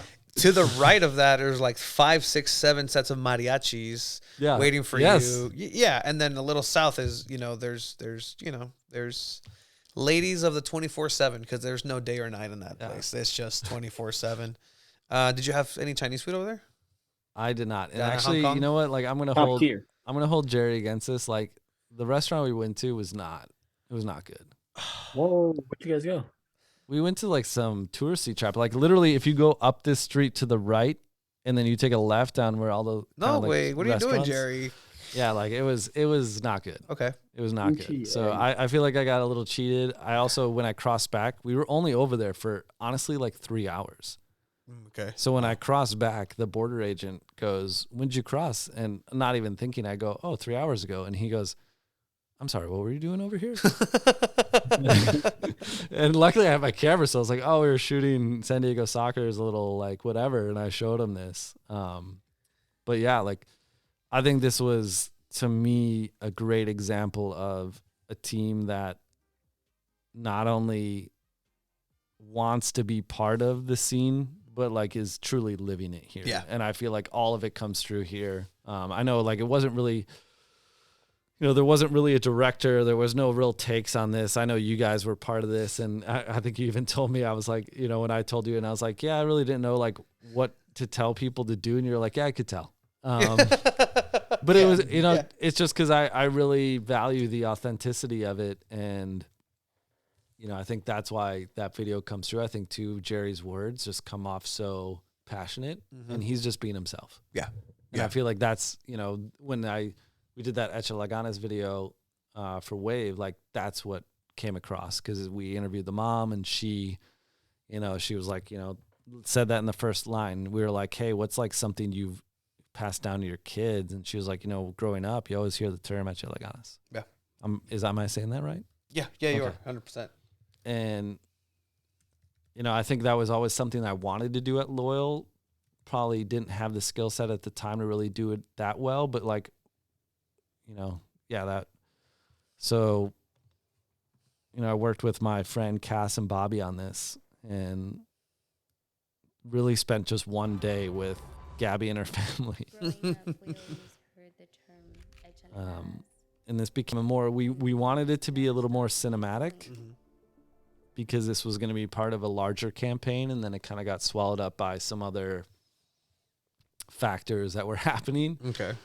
So again, didn't get a huge real launch, but something that I feel like I wanted something that made a girl that looks like Gabby go, "Oh, that's me." Yeah. And I think that's the best thing that I feel like I've learned throughout my career is like, you don't make things for you, you make things for other people. And that's something that I think is probably a testament and hopefully something that I can kind of still have an influence on with the work I do with Wave. And it's a little different. Like same with soccer is like my job is to hopefully just capture a moment of the game that tells the emotions of it. The thing that speaks to me right here, sorry to cut you off, is how the ball bounces off of this uneven Grass. grass. Yeah, right, Chiva? Yeah. Like this is That's home right there. yeah. Well, and this is so like this is to me what's great about this is like right if you were shooting this, it would be so curated. And we literally went to her house, her bedroom, her dad literally runs her through workouts in like their home gym and their garage, and then this is the park right up the road that they practice at. That's right by the the North Island Amphitheater or whatever. Yes. So it's like all of this is like things she just already does, and we're not fabricating it. And No, it's already in place, and that's a lot of the San Diego scene that I know. A lot of people who come in and say is like, it's already here. Everything's already here. Yeah, it's just you don't have to build so much. Usually, you have to do the opposite: is build what's already here, and it's an advantage. And I think either team hasn't taken full advantage of, and hopefully, that's something that does change moving forward. But I mean, that video, like, yeah, that was us. Like little girls, little boys, like who might see this is like, yeah, like I don't care. Like that's my teammate even, because that's actually something in sports, youth sports, that does happen is, boys and girls do play together. So that can be somebody's, I'm just thinking of like, had that been one of the kids in our program, Chiva, like, rock star, just rock star immediately. And it's not like Alex Morgan's the rock star or this, or anybody, a Korniak is the rock star of this. No, like the people, the individuals, the little ones, girl. That's the rock star. Yeah. And that was the thing that I think, when I was describing that video to Wave, like that was probably the biggest challenge, was like convincing them like, hey, yeah, we're not going to use a player. We're not like, I want to use this little girl who's from here. And it was kind of like, well, why this girl?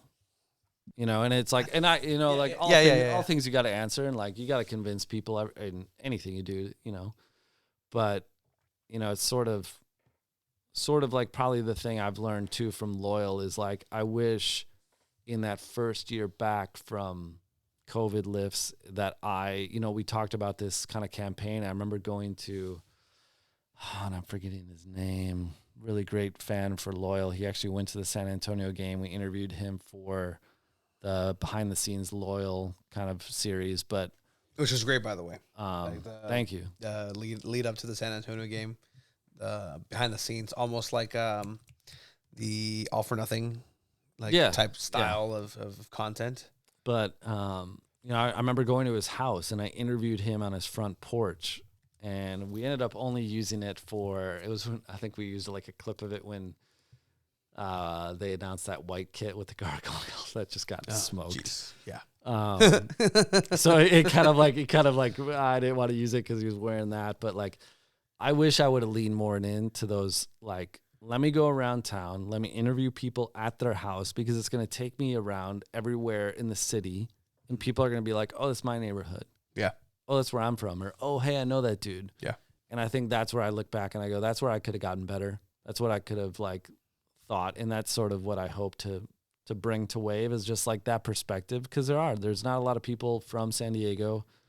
I think there's not a lot of people too that are going out of their way to try to like, hey, let me understand. Let me tell you what I learned from and the mistakes I made, and let's do these things. And I think, like, that's what I think is probably interesting. I mean, you guys probably deal with it too with work. It's like, no matter how many kids you guys are around, it's like, you still got to convince every kid that this is worth it, or like to listen to you, like the buy-in. And I think that's where you got to sell it. Yeah, you got to sell it. But I think that's where I go like, okay, if I care and you can tell that I care, I can at least get you to listen. And then hopefully that translates to the stuff that comes out on social. Cause I agree. Like, I don't like the canned questions. I don't like the, hey Joe, like, how's it feel to be back in your hometown? Mm-hmm. Like, sorry, 8 million people have asked you that question. I want to know, what kind of pressure do you feel coming home? Yeah. Like, people think, hey, you're just coming home to ride off into the sunset. Mm-hmm. Like, tell me why that's not the case. Like, you can ask a tougher question. Because guess what? Joe's a really great, right? As you said, Joe's a really great interviewer. Like, he's probably going to give a really powerful answer that's going to resonate better. So actually, Chiva, I mean, we talked about this after too. We did ask him that. We did ask him, do you feel the responsibility? Is this a responsibility for you to come into your hometown and besides just getting a championship, but like bringing the sport up? And remember what he said, Chiba? Was it the answer that he gave at first? Like, nah, Yeah. no, right? Yeah, he's like, nah, not really. Like, I don't really think about it. No, I'm just kidding. which is a great answer, dude. Like starting it off like that. That's literally what. That's a good sense of humor. That's what big Mexicans all about. It's like, yeah, más o menos. Yeah. Échale ganas, eh? It's that little sound. It's that little sound that. It's like that Larry David gif of like, yeah. But yeah, I mean, we can. This can be a 5-hour podcast. I was gonna say I unfortunately always make it really long. No, and that's I appreciate that. I love that. I know people who listen will love that, and I mean, it's one of those things where this is just still the beginning of something, and I really hope that it's not almost the end of it, because it can be. At any point, MLS could not come to San Diego. At any point, I mean, Andrew Vasiliadis can get tired of it and sell it, and then just everything just crumbles down, or the team disassembles. Like, these are things that have happened historically in the league that they are in. Wave, I mean, seems a little bit more established. It's just so new that I don't know what to expect from such a young. Seems like too good to be true, right? Yeah, they're still building the foundation for sure. Like their training facility, they're just starting to make like semi-permanent situation of like buildings and outfitting. But still, that's like a small step to a bigger step that's probably not going to come for another like couple of years, you know? And I think, but you're right. Like, I think that's where I understand the hesitancy sometimes of the fan base, or, okay, well, I'll see if it's still around in like 3 years, and then maybe I'll invest some time. And I think that's all fair. And I think that's where, as the teams, that's where I go, like, you got to remember that, try something. I don't want to see the same run of the mill stuff.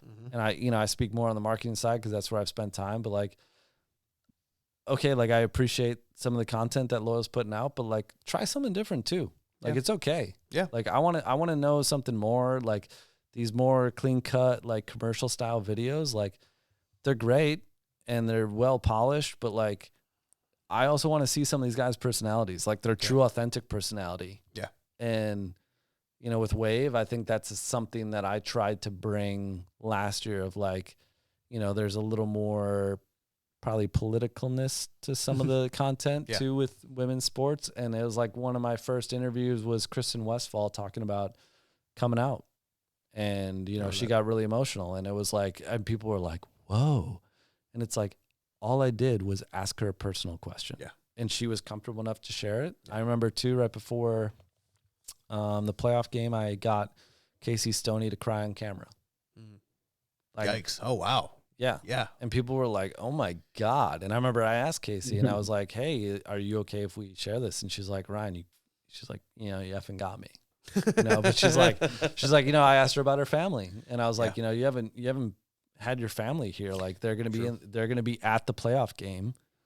Like, what is that going to mean to you? Yeah. And she was just like, gosh, you hit me. And it's like, so I think that's what sometimes you can underestimate is like all these players, you know, 1 through 25. I know sometimes there's more, but like every single one of them is a really powerful story. Yeah. I learned that at the Lakers. You know, there was a guy at the end of the bench that never got any love. And to me, he had the best story of the year and the fans loved it. And I was like, oh crap. Like, you know, sometimes you always focus on the main guys, and it's like, you know, try it out. Cause right. Some of these guys, like, I love Tumi Moshabani. Yeah. It's not a guy that's going to come across too well in an interview. Like, I love you, Tumi. Yeah. But we tried a very in-depth interview because I remember he was second year, like at the top of leaderboard in goals. Yep. Top scorer. And I remember Nate being like, why don't you guys give Tumi some love? And I was like, yo, we are trying. Yeah. We are trying. Yes, and we also tried. It's hard. We did this in-depth interview, and I tried to give fucking Beverly Macangila some love too, but it's like all I could get out of the guy is I love Justin Bieber. I was like, great. You're going to get like good out of Bev. Good. But like I would say, you know, there's like to me, that those stories that everybody's thinking about, like the Grant Stoneman, like I think it's okay to ask Grant, like let him say in his own words how he felt last year went. He might be honest. And guess what?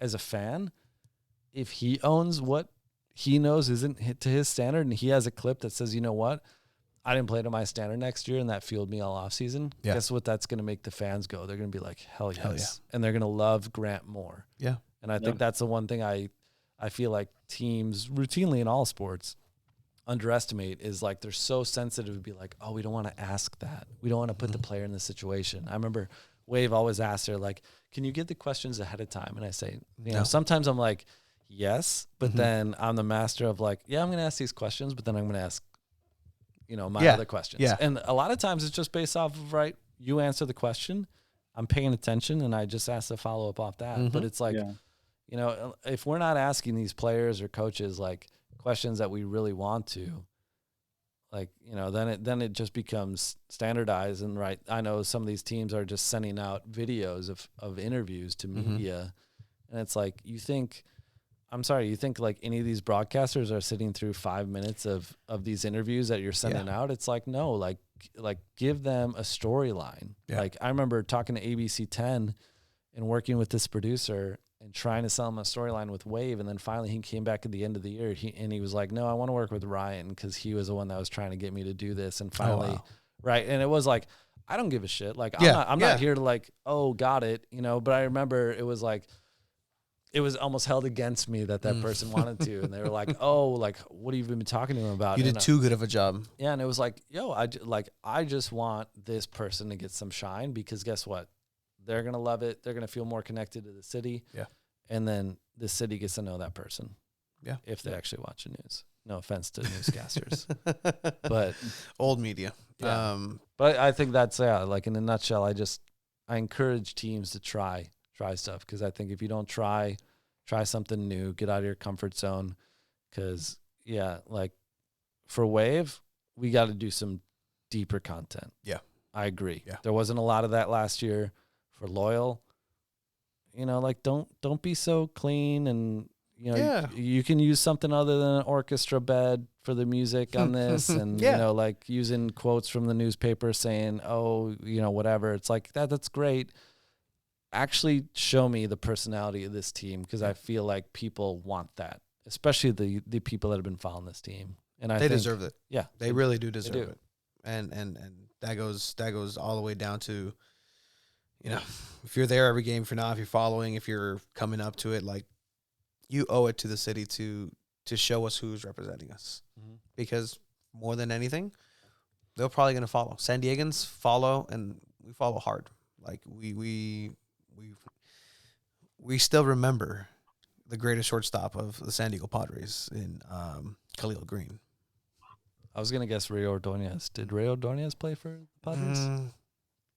No, Khalil Green. No.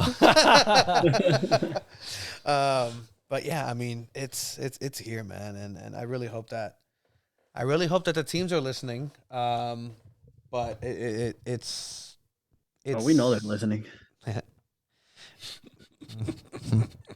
I know Craig and Jared are definitely listening. San Diego Soccer. Shout out Soccer's Overtime tomorrow at 5 p.m.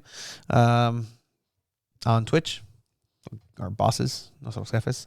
But I mean, what is there anything that the fans can do?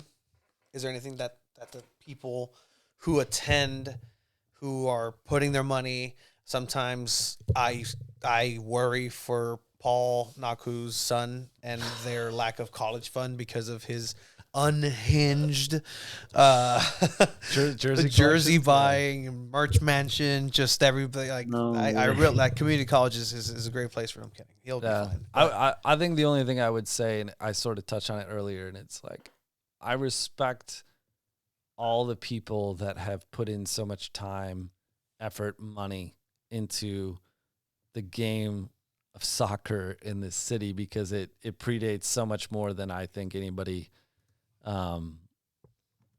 really, especially from the outside. I don't understand it. I'm still learning all that everybody's been through, but I think use that as a way to introduce people because I think there is a little bit of element, I would say, on the locals that I feel like kind of says this whole us against them vibe. And, you know, whether that's refusing to come to Wave games or whether that's just not opening up to like, hey, I've been here from the start, or there better not be an MLS team that comes in, and if they don't recognize Loyal, that we're not going to be a part of it. And it's like, things are going to change. Yeah. Things are going to change. And the locals that I knew, the soccer fans that I got to know when I first came here, opened their arms to me. Yeah. Kind of educated me on what's been happening here. And I think if we get back to that, I think we'll find that we grow, right, as a community, because, right, I wasn't somebody that really loved soccer until these last couple of years. San Diego made me love soccer. Yeah. I can say that. That's awesome. Actually, that's fantastic. That's so dope. And I, you know, like there's people like Drew Stork, right? We know who that is. You know, Jerry. Sure. I don't know him. Yeah, like Jerry Jimenez. Andrew. I mean, both of y'all Yeah. that I've gotten to really know, that I really have a lot of appreciation for. And I think if we just as a community kind of like realize that we're still growing, even though it's been probably a really messed up road on the way here, and not always being happy. And, you know, I feel like sometimes I come across as like critical of, you know, Loyal because I work for them, but it's like, I'm so passionate. And I think for me, I had to disconnect a little bit from that team because I was so passionate. Yeah. And I just wanted to authentically represent that team in the way that I believed. It's like, none of that content was me deciding, oh, I think this will be cool. All of it was based on, this is who this team is. This is who this player is. This is who this fan base is. And, you know, sometimes it doesn't resonate because it's not through a PR lens. And, you know, even though it is through a PR lens, I think that's the only thing I can say is like, if these teams stay open-minded to who can help them, I think that's the one thing. Just like you said, don't look at the dollar signs, don't look at the corporate money all the time. That can be there. Yeah. That can be generated, but like, let's remember that that the teams are still growing their fan bases, and that, us as fans, and I count myself as a fan because I'm a freelancer for Wave. I'm a freelancer for Soccers. I don't do any work with Loyal. No, and that's okay. Yeah. But I realize that I can be an agent for growing the fan base as somebody that cares about soccer and cares about the community here. I mean, then again, I started off by thanking you for what you do, and that's as much as an individual can do with your skills, right? Like, you're putting your skills to the benefit of the city, to the sport, to the game. And I mean, I don't know what the fuck we offer, but you guys are here. Everybody has something to offer, you know? And I mean, it might be our tiny little platform, but you know, we've come to really enjoy it and be able to help as much as we can. And I think, you know, just like you fell in love with the sport of soccer in San Diego, for me, and I think that's actually the first little piece that I'm working on for San Diego Punto Futbol, is the fact that like I fell out of love with the sport because I was playing it for so long, and I was playing since I was 4 years old. At some point, 7 teams in TJ, living in the U.S., crossing every day. Like, just that's the Joe Corona story, to be honest. Like, I know that incredibly intimately, down to the dirt patch that he played. But at some point, I just like, I'm tired. I don't want to play, and I just removed myself from the game completely. I stopped watching. I stopped everything just because I couldn't take it. And then this Two Balls and Mike just brought this back up to the limelight, and it's like, it's that piece that I've been missing just because I can't go out every other weekend and throw my body around, even though I possibly can. And I at least do it at least once a year and beat your ass, Chio. Undefeated at Pachanga.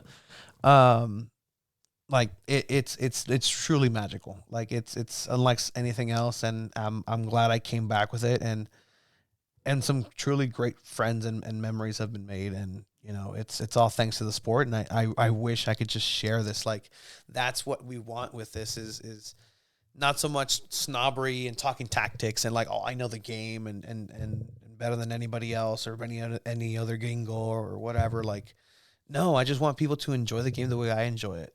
because I enjoy the fuck out of it, and it's Yeah. so fun, it's so entertaining. If you just see it through my lens, that I want you to enjoy it, and that's what we want, and just in general, that's why we keep doing content for fucking sometimes 10 people that watch my hour and a half walk in the summer down to the Olympic Training Center because it's hot as fuck, and just standing out there and just asking my 3 little questions, and 5-10 people watch it. Like, you know what? It matters. It's there. Though. It's it there. matters. It matters. I'll say, you know, like being somebody that my first job was arena football in Chicago, and I thought the same thing. I was like, I'm literally tweeting to 5 people. Yeah. But, you know, and then I like convinced myself, and I go, you know what, like, then you start to learn, like, these people are spending money. They're season ticket holders. They've been here. And then you go, like, I don't care. Like, they like it.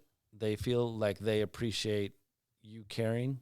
And, like, that's what matters. So, like, I mean, you know, it's the same thing for me. Like, sometimes I take photos and none of the players share 'em, you know? And then I go, like, ooh, like, because I love taking photos that they're proud of. And so, I mean, you know, and I think touching on this last point, because you have it up with, like, is there a line between too much media and content, the genuine content? I don't think so, because I think, too, like, it's like anybody. The more experience you have in something, I think the better you come across. So, like, I think sometimes when a traditional PR person, right, gets in the way of trying to, like, oh, we don't want to do this because I don't want to make our head coach mad.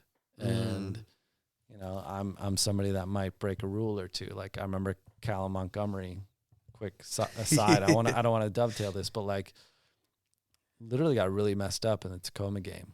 Like, went to the hospital. Yes. Got out of the hospital, like, stabilized, but, like, he had a really bad rib injury. And I remember he wore, like, a plate, and they wrapped it around his body. And I asked him before the game, I said, can I document this? I said, because I think the fans, like, I'm thinking this guy's going to go out there and play. Yeah. And I want the fans to know what you're going through. And, you know, like, I got my ass handed to me from Nate, and I understand it. Yeah. But in my head, I'm going, well, I asked Callum. I asked Paulina. They both said, Paulina said, if Callum's okay with it, I'm okay with it. Yeah. Callum said, I don't know why you want to do it, but sure. Like, he thought it was dumb. And then he went out there and played really well. Yeah. And I used this recap of, you know, just showing him getting bandaged up, and people were like, they knew he was playing through something, but it was like the player, and Callum came up to me and he was like, dude, I really appreciate that. Because he's like, I had somebody from Minnesota, because he was on loan. Yeah. Like, contact me because he thought, like, right, like, the level of toughness 100%. he was displaying resonated with somebody back at his club. Yeah. And I'm not taking any credit, but I'm going, like, I'm just authentically showing what this guy's going through. Yeah. Telling the stories. And I think that's the sense of, like, sometimes we can let the media training dictate too much of, like, oh, we need to control everything, because I think, like, right, we talked about this, I feel like, before the show. It's like controversy in sports is why this gets so much attention. Yes. And that's why the NFL, the NBA dominate headlines all the time. Yeah. Baseball, I love. It's my first love. They're going into spring training. There's zero freaking storylines. World Baseball Classic, sure, it's great. Why is it great? Not because of the U.S., but because, right, Dominican Republic, Flair. Puerto Rico, like, all these teams have more flair. I don't know if did Puerto Rico have a team, or do they not lumped in the U.S.? Yeah, I think, Puerto Rico. All right, but yeah, like, that's Puerto Rico, that's what I think of when I think of the World Baseball Classic. But, like, to me, I'm like, you know, there's things I feel like teams try to prevent from getting out there because they want to control narrative. And I was like, the narrative's gone once like everybody finds it out, because, right, we all take things differently. We're always going to consume it differently. And I was like, you know, like, for me, and sorry, I went on the tangent. No, here, you're but, like, good. You're good. To go back to year one, when Loyal walked off against Phoenix because of the, you know, the gay slur that was mentioned from Junior Fleming to Colin Martin. Yeah. We waited, Jesse and I think an hour after that game, to interview Landon. And there was a point where we almost weren't going to. Yeah. And I was like, I told Jesse, and I was like, we're freaking not leaving here until I interview Landon. Cause I was like, you know, I don't know if anybody realized this, but like some of the chatter on social before that video went out was very 50-50. Yes. Almost leaning more towards like Phoenix because, right, Junior posted his statement and, right, and the video that I think somebody ripped that was like ended up on SportsCenter wasn't out yet. The camera that was. Yeah, like kind of the one on the sideline by the fourth official and all that. Yeah. So that hadn't been out yet. And I remember I told Jesse Beltran, and I was like, we got to get Landon on video. We got to have him. And I was like, I don't want to ask him about like, oh, why did the team walk off necessarily? But like, take me through the process and give me the context. And right, we didn't tell Landon anything, right? That guy's well media trained. And I think this is to answer the question. Like, Landon is very well spoken, has a ton of interview experience. And that's what we said. I said, Landon, can you just paint the picture of what happened tonight? And the reason why that video got, you know, I think almost 3 million views is because he goes, it's not so much about what just happened tonight, but what this team has been through. Yeah. And if you know what this team has been through with, right, Elijah and LA Galaxy. The week before. Week before, right, right, long story short, goes through the whole thing. And that interview, I remember we got up, we posted it, and right away it was like everybody in England that was waking up started sharing the video. Yeah. BBC was one of the first major outlets, I remember. Yeah. So it's like, right, shout out to, you know, probably people that were following us because of Jack Metcalf. Yeah. Charlie Adams, right? Like, not just because, or, you know, probably because Landon Donovan, but like, to me, that's being authentic and having and trusting in the media training of the people you have in place, right? Jesse, myself, Landon doing his thing, like all of us not dictating, oh, we want it to go this way. Yeah. And just saying, we're just going to record this. I'm literally going to post this full length answer. Cause like the thing nowadays would be like, oh, take 15 seconds out of what he said and post it because nobody's going to want to listen to the whole thing. I think that one video was like, I think like 3 or 4 minutes long. Yes. Yeah, I remember that. You know, and then we followed up and did like a 60-minute style interview with Colin the next day where I went to his house with Jesse. And, you know, we asked him not only like, hey, like, can you describe to us how you felt, but like, what's your advice to kids that might be going through this, right? And trying to like, and that's like the media training of like, hey, let's not pile on Junior and Phoenix, but like, let's try to take it another way. So I think it's like having a sense in like making sure you know where you're going, but not like allowing people to digest it the way they want to digest it and just like give them the full scope. So I think that is definitely probably not something that Loyal does anymore, which is okay. Which is okay, right? I believe in that style of social and PR. Not a lot of people do. And that's probably the challenge I've faced in my career is like once something gets a lot of attention or once something's working, they want you to do it in other areas. And then, you know, they get mad if like, right, you don't want to do it for that, you know? And I think that's where, you know, I feel like the overall theme here is just like a little bit of, you know, everybody wants to say like, oh, unapologetically authentic. But like, you know, I think that's what everybody's just asking for this team just to be a little more transparent. Yes. Both teams. Yeah. You know, and yeah, just being a little more open-minded, being much more transparent. Cause I think that's where the transparency is probably diminished, especially on the Loyal side. And I feel like I talk to a lot of people that love that team. And that's the sort of the common theme is like, we just want you to be more transparent. That's not asking for much at all. And it's not. It's what every other team is doing around the world. And guess what? You know, like this is why I get a kick out of this whole can't take video, can't be posted in preseason. Because guess what? Loyal started 0 wins, 4 losses, 2 draws in year 2. Yep. And we didn't post one video from preseason because we were told not to. I remember that. Yeah. Guess what? Team still figured out what we were doing and beat us. So like that, like your social team is not going to unearth. Yeah. It's not going to cost you a game. Yeah. And that's where I just get a kick out of it. It's like, the control aspect is really just hindering things, and it tightens up players. Mm-hmm. It tightens up social teams. It tightens up content that fans are dying for that now doesn't get made because you're trying to appease rules that really shouldn't matter all that much. Yeah. Like guess what? If the player's okay with it being posted, Nothing else should matter. and that's sort of what I've always believed in, and you know, is tough because people get threatened in sports if you have relationships with players, Mm-hmm. and then they feel like you're taken advantage of. I never once hung out with a loyal guy outside of training. Mm. I always made sure that, yeah, they know I'm there for them. I think for me too, I wasn't going to be talking to them necessarily about soccer. Yeah. That's their job. Yeah. Like they have other things. Like my favorite moments was when I talked with Yato about like, hey, what you came back from an injury, like what was some of the process in that? I stayed home and I watched a lot of TV. I love watching TV. I love binge watching TV. We were talking about a show, that airplane show where they're in the airplane and then they disappear and they come back like in the future or something. Manifest or something. Manifest. Yes, he was really into Manifest, and it was like, yeah, like it was just, this episode was great. I'm like, okay, did not expect that, but you know what? Josh Yarrow loves like everything that we love to do. These same shows. What's on the list? Like, I wasn't expecting that. I was expecting ice bath and recuperation. Like, Yeah. it's.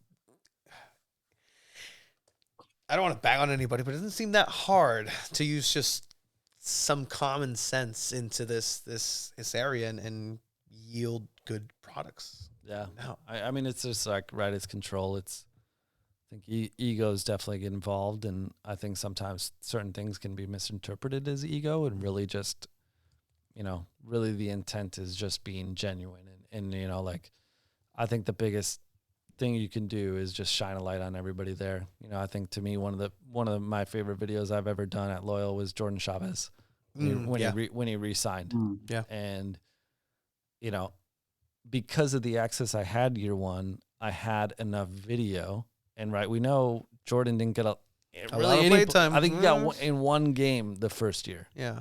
maybe one. Yeah.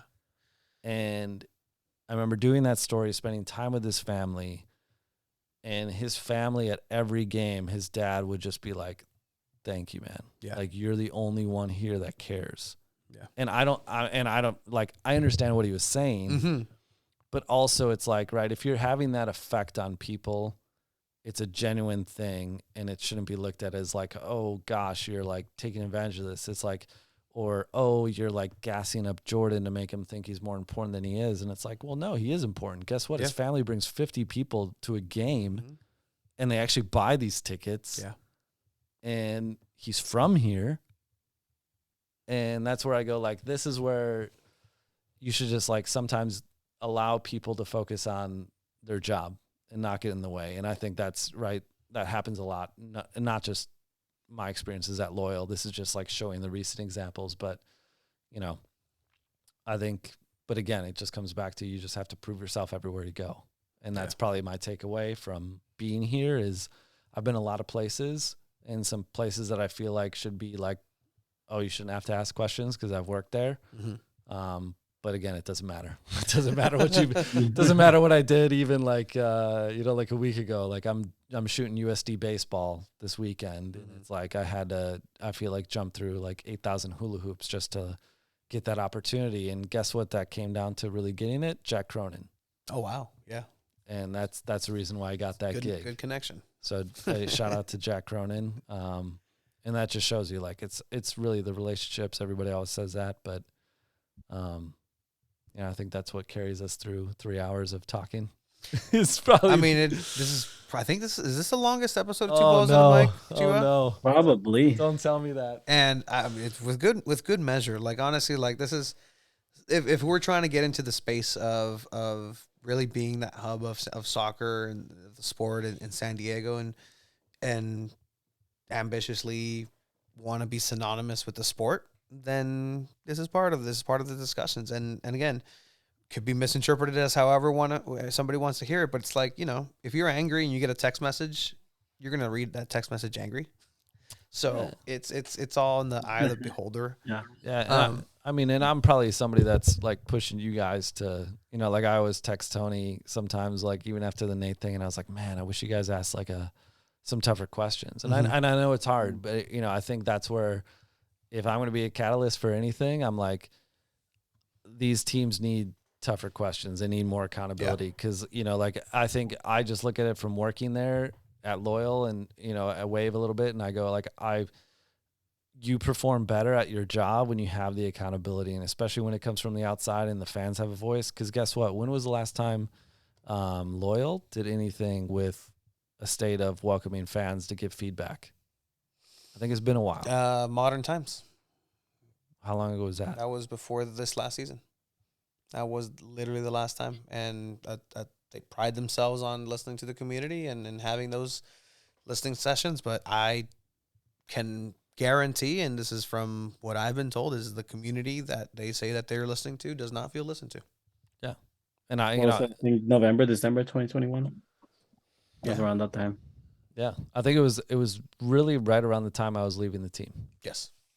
Yeah. Was the last time I think they did it.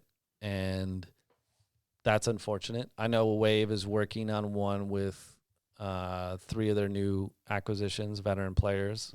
And I know they did a couple with 1 with Casey or 2 with Casey last year. And really that's led by Jerry Jimenez. Yeah. Which is like, to me, that's more local people working at these teams because their networks are huge. Yeah. And they're gonna be like true to the game, right? They're gonna be focused and doing things that they're like, hey, you should do this. Because I know Jerry's in a tough spot working for both Wave and Soccer's. Yeah, like I don't know if he has a family. I'm like, Jesus, man, you're yeah. I don't know. He doesn't. Yeah, but and I think there's certain things at Wave that he's like having to go like, yeah, I wouldn't do it this way, but I have to make concessions and I have to still try to make it try to be there for San Diego, but like bend a little bit, knowing what Wave wants and all that stuff. So it's tough, but that's where I go. Yeah, I think there's more of that needs to happen here, and that's why I really respect Craig and the work he does at Soccer's, and I know some of the challenges he faces at Soccer's, and so every team is not absent of some levels of dysfunction, but I think that's where I'm. I probably get a little long-winded, but it's like I think accountability just helps. Yeah.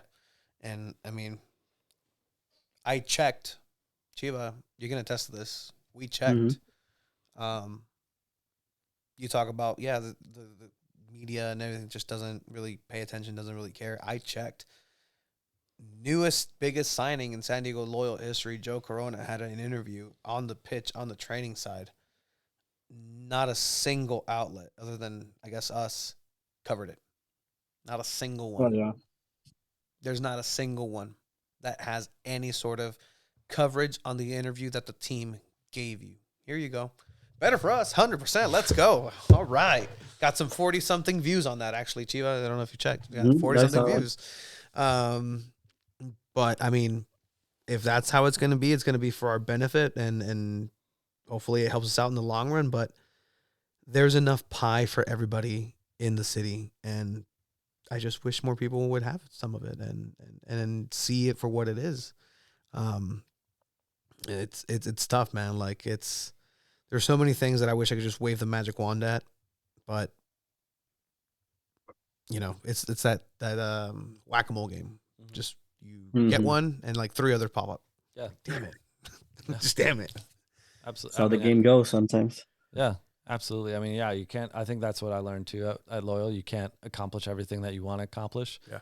So I was like the guy beating on the drum of like, let's do one thing and let's do it well and let's go from there. Yeah. And I know that's not going to be an answer that's going to be really nice to everybody that's asking you to do or help work on something else, and you tell them no. But I found, me personally, I do my best work when I'm more singularly focused and I know what the output's going to be.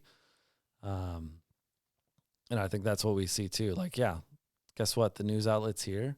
are covering so much, and then because San Diego doesn't have an NFL team and and an NBA team and an NHL team, like sometimes their sports is not going to be San Diego focused. Yeah. So, and a lot of those people I talk to them, it's like they're chickens with their head cut off, trying to run around and just accomplish the stuff they have to accomplish. So, even getting a story done by the Tribune, like, guess what? I was working at Loyal when I talked to the Tribune. Tribune's not interested unless you're doing a huge media buy with them. And that's like $50,000 investment just to get them to care about you. Yeah. And I remember for the longest time, I tried to get a Loyal tab on their website. Just no. Yeah, it was. Wow. I mean, it was a lot of no's, and that's what I think is disappointing too from the media side is, no offense to that writer who wrote the story on Joe Corona, but it said freelance writer. Like we can't even get a staff writer to write this story about a local guy with the track record Joe Corona has. I'm going, that's upsetting. Yeah. But we saw that with the coverage that the Wave got, and they would always relate. So you're telling me that $50,000 or some amount of money is being used to get the attention, because Wave clearly has more attention than Tribune. It doesn't have to be. Yeah, but there is Wave had a consistent media buy with the Tribune last year. And so even with that, they sent the guy that they sent to ask the questions that he sent over. Yeah. Fuck. Wow. Fuck, dude. Yeah. Man. So, back in the day, like I know this from minor league baseball, like, we would do, I think like a $75,000 media buy with the Fresno Bee. And basically what that bought you was somebody coming out to game every now and then getting like 4 paragraphs in the newspaper. And I remember I would call them, and my second year we won the AAA National Championship. And I was talking to their news editor because we won the division title first time since like 98. This is 2014. And we got like this much room on the front page, and they did like some story on like Fresno State football training camp, BS. And I remember calling him from Iowa, and I go, you're literally going to get me fired because my owner and my president are wondering why we have like 1 inch on the front page. And I told you this story. I got you video. I got you photo. Yeah. And he's like, Ryan, he's like, the paper's made in Sacramento these days. Oh, wow. And it's done by 6 p.m. So he's like, I have zero say at what goes on the front page. But I know, like MLB, a lot of the writers, they were cutting back in baseball because all these teams were cutting their media buys with newspapers. But back in the day, right, a columnist and a writer would go, but it was really underwritten by the investment the team would make to the newspaper. Yeah.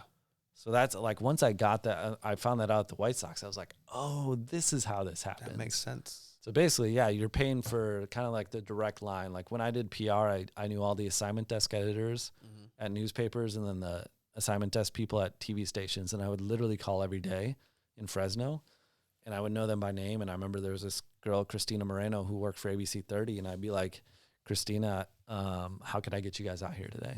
And she's like, well, the flu's going around. She's like, if you guys are giving away hand sanitizer, we'll come out and do a story on you. So like you have to think, have to think out beyond the game. You have to think of like all these little things if you want to be consistently on the news. And finally, I remember like a news director at one of the stations was like, Ryan, I see you in studio more than I see some of my own like reporters, and it was like, because I was just obsessed with, let me find a way to get our brand all across the city. Like in the off season baseball, we had a cook for Ovations, a concessionaire. This guy had been a chef, like executive chef, a bunch of places. And I was like, how about we interview you? We do some recipes and we cook a Thanksgiving dinner, the week of Thanksgiving. And I pitched it to, like news stations, and we had like 3 news stations come out, basically do the same thing. But it was like, and then we put the recipes online, and then we timed it with our ticket sales to go on sale for a 5-game plan. So it's like when they go to the website, not only do they see, right, all these Thanksgiving recipes that are relating, but, oh, hey, there's a 5-game plan for $59, you know, and you get getting them is half the battle. Yeah. So Getting it's like, there, you, not only can you think of like all these ways, and I feel like that's what, like here in San Diego, I don't think Loyal and Wave are thinking on that level of scale of like integrating all these things and having this cohesiveness across the board, where it's like, not only are you selling your brand in different ways, but you're also tying it to like strategic ways so that not only are you getting good PR, but you're selling tickets. Yeah. And then you're making your corporate partners happy because your stadium's full. Like, and not saying that Fresno, we did that to a crazy success, but like we got a lot of national attention for Fresno tacos.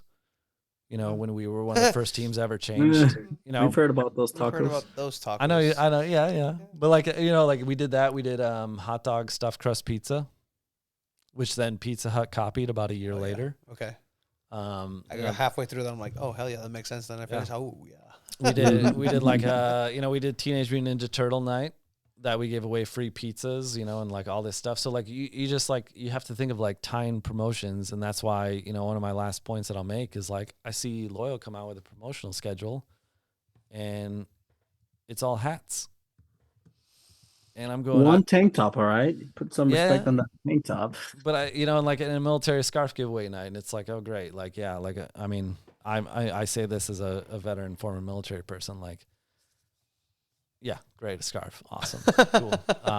Like I would rather see us do Thank something. you for your yeah. service. How about we do something with mental health and military veterans, and host something that, you know, can welcome a community of people and have a bigger message. You know, I think hats to me are just like, how many hats do we need? How many hats do we have here? Well, what is it? 1, 2, 3. How many hats are they gonna have left over too? 4. Yeah, I mean, this is where I just go like, I just feel like there's not a lot of ingenuity here. You know, and that's not to say I you know, I don't know if Wave's even doing giveaways outside of rally towels, and they did rally towels last year and I disagreed with it. You know, I just think there can be, when the promotional schedule is this vague and you're this close to the season, I'm going right in minor league baseball. Guess what? Yeah. We have the to players bobblehead. You know when that's it. Like, and I got a picture of it. Mm-hmm. And I'm saying this because I think minor league baseball is some of the best promoters. Like, you have to hustle, and 144 games a year, so what, 72 home games? Yeah. My year in 2014, I worked with one of my best friends, Sam Hansen, best marketing mind in sports. This guy's a genius. We had 72 different promotional days, and like whether it was a giveaway or whether it was a theme, 72 different ones. And we would have that thing buttoned up because we had pocket schedules by, like, you know, the second week of January. Okay. So this is 3 months before the season starts. So I'm going, we're a month away, and you can't show me what that T-shirt looks like. You can't show me what that other T-shirt looks like. Yeah, it's gonna be Loyal with a different color scheme and a white shirt.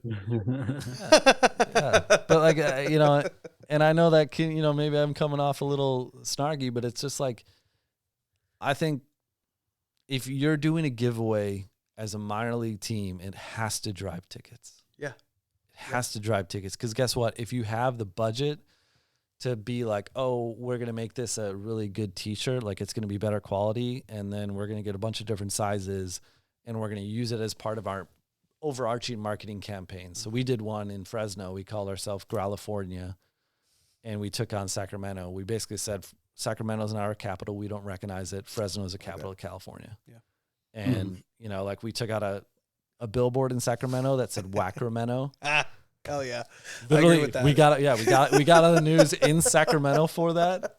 And we got a lot of shit. Like, people were just like, damn, what is this team doing? And we're just like, yo, we're going to come off as a bully of minor league baseball. Like, we're coming after you. It's fucking dope. And so, and, you know, I know Loyal's not that, but that's where I'm going, like, Loyal, show me what that T-shirt is. Because guess what? If it's a dope T-shirt and I can buy a ticket package, and this is what we would do too, is, you know, to underwrite the cost of a T-shirt giveaway, we would do a ticket package where we could guarantee you the T-shirt, but you had to buy it ahead of time. So like right now, single game tickets went on sale. Yeah. Why can't I get that T-shirt and a ticket to opening night for like $29? Because if I know what that T-shirt looks like and I think it's dope and I want to go to opening night, To win-win-win. I'll buy it right now. I'll buy it But right that's why now. Loyal doesn't do that, because they don't like taking risks. They start thinking, oh man, what if the shirt is whack and people don't want to buy it, and then less people show up.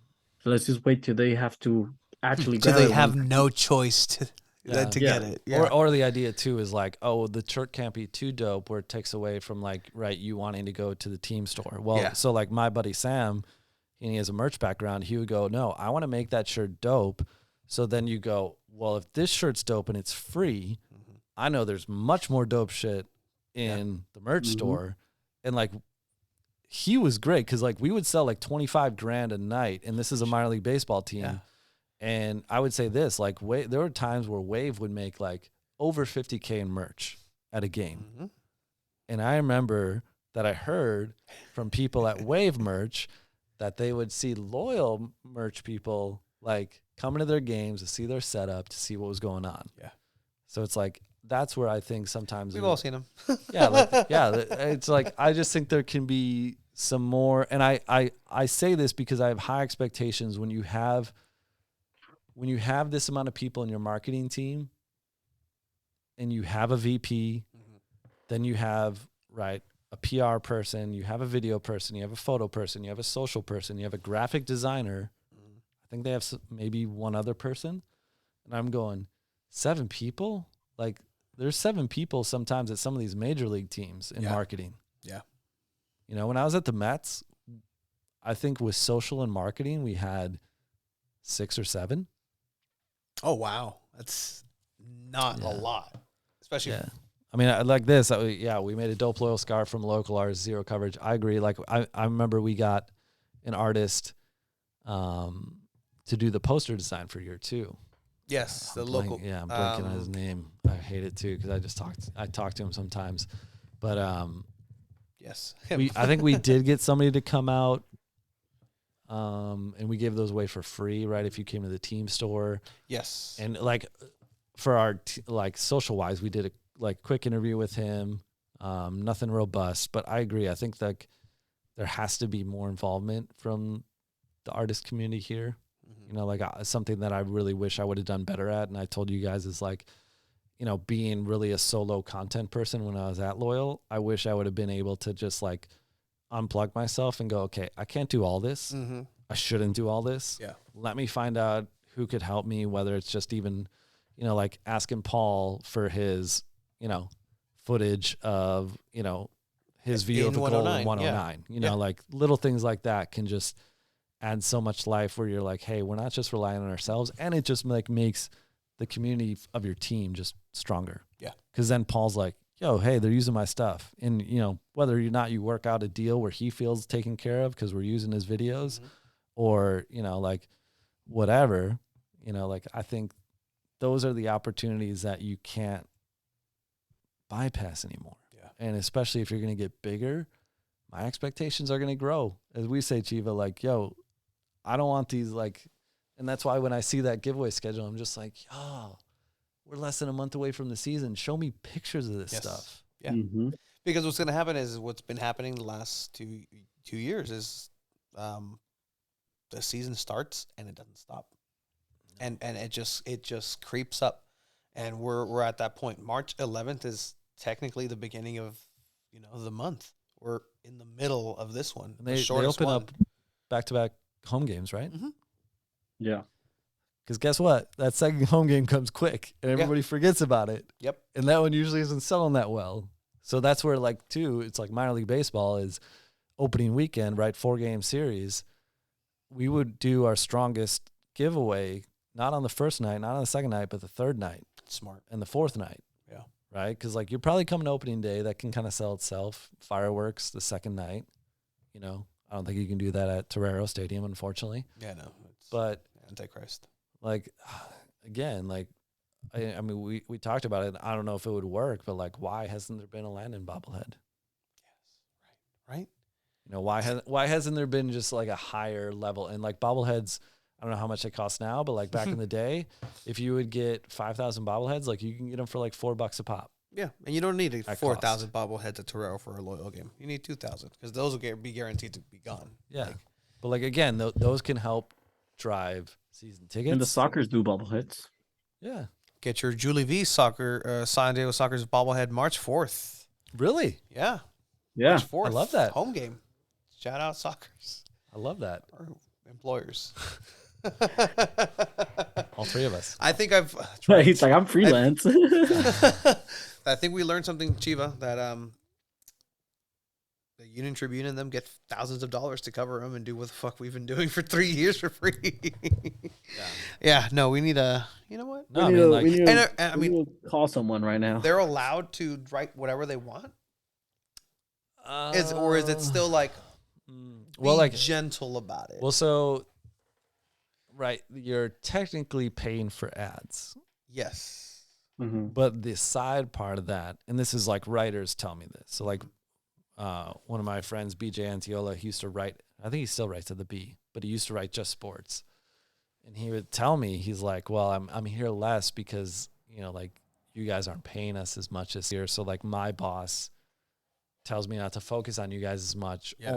Only if I can just extract a like a pop culture story. So like a giveaway or a theme night he would come to. Or if like an Astros, back in the day, they were a Giants affiliate my first year. So like if a Giants player was coming down, he could come. But like, he's like, I'm not coming out to cover a Thursday night game. Yeah. Yeah. Like no. nobody's no opening reason to up be the out there. Fresno Bee to read a recap, and like I think the same thing. Like gone are the days of a recap or looking at a box score. Like as much as we wish like people would open and like buy a newspaper because they want to see what happened at the Wave game last night. Like they're gonna go to social media now, and you want a story within the story. So like when Padres players came to the Wave game, like they told me they're like, yo, get as many photos as you can of Joe Musgrove and Alex or Joe Musgrove and Taylor Korniak, like all this stuff. And it's like, okay, so that's a story. And you could say, unfortunately, that's a story because you wish it could sell itself. But it's like, you know what? It necessarily can't. Yeah.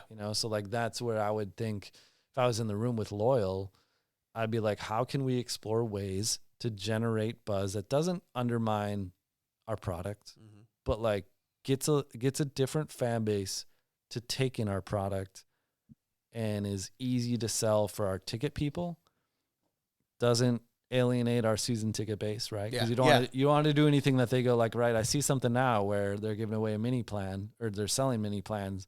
You can get a jersey, and I saw some full season ticket people being like, yo, what about me? Oh yeah, this latest giveaway. I hope I haven't followed up with that, but So this is like, did you hear that, Shiva? Which one? That they were giving, selling mini plans, and if you buy a mini plan, I think you get a kit. Whether I saw someone commented, "Oh, can I get a kit if I'm a full season ticket member?" exactly. That wasn't like that. I thought that was fucked up. So I mean, I feel like a lot of teams do this, and usually it's a sense of like something's not selling well enough, so we need a really great perk to do something well. Like minor league baseball president would say, like, whatever the full season perks are, you can't do that for anything else. And so I remember we were selling this 5-game package, and it was just like we had to find other ways. So that's why I used some of the giveaways, like whether it was a bobblehead, whether it was, like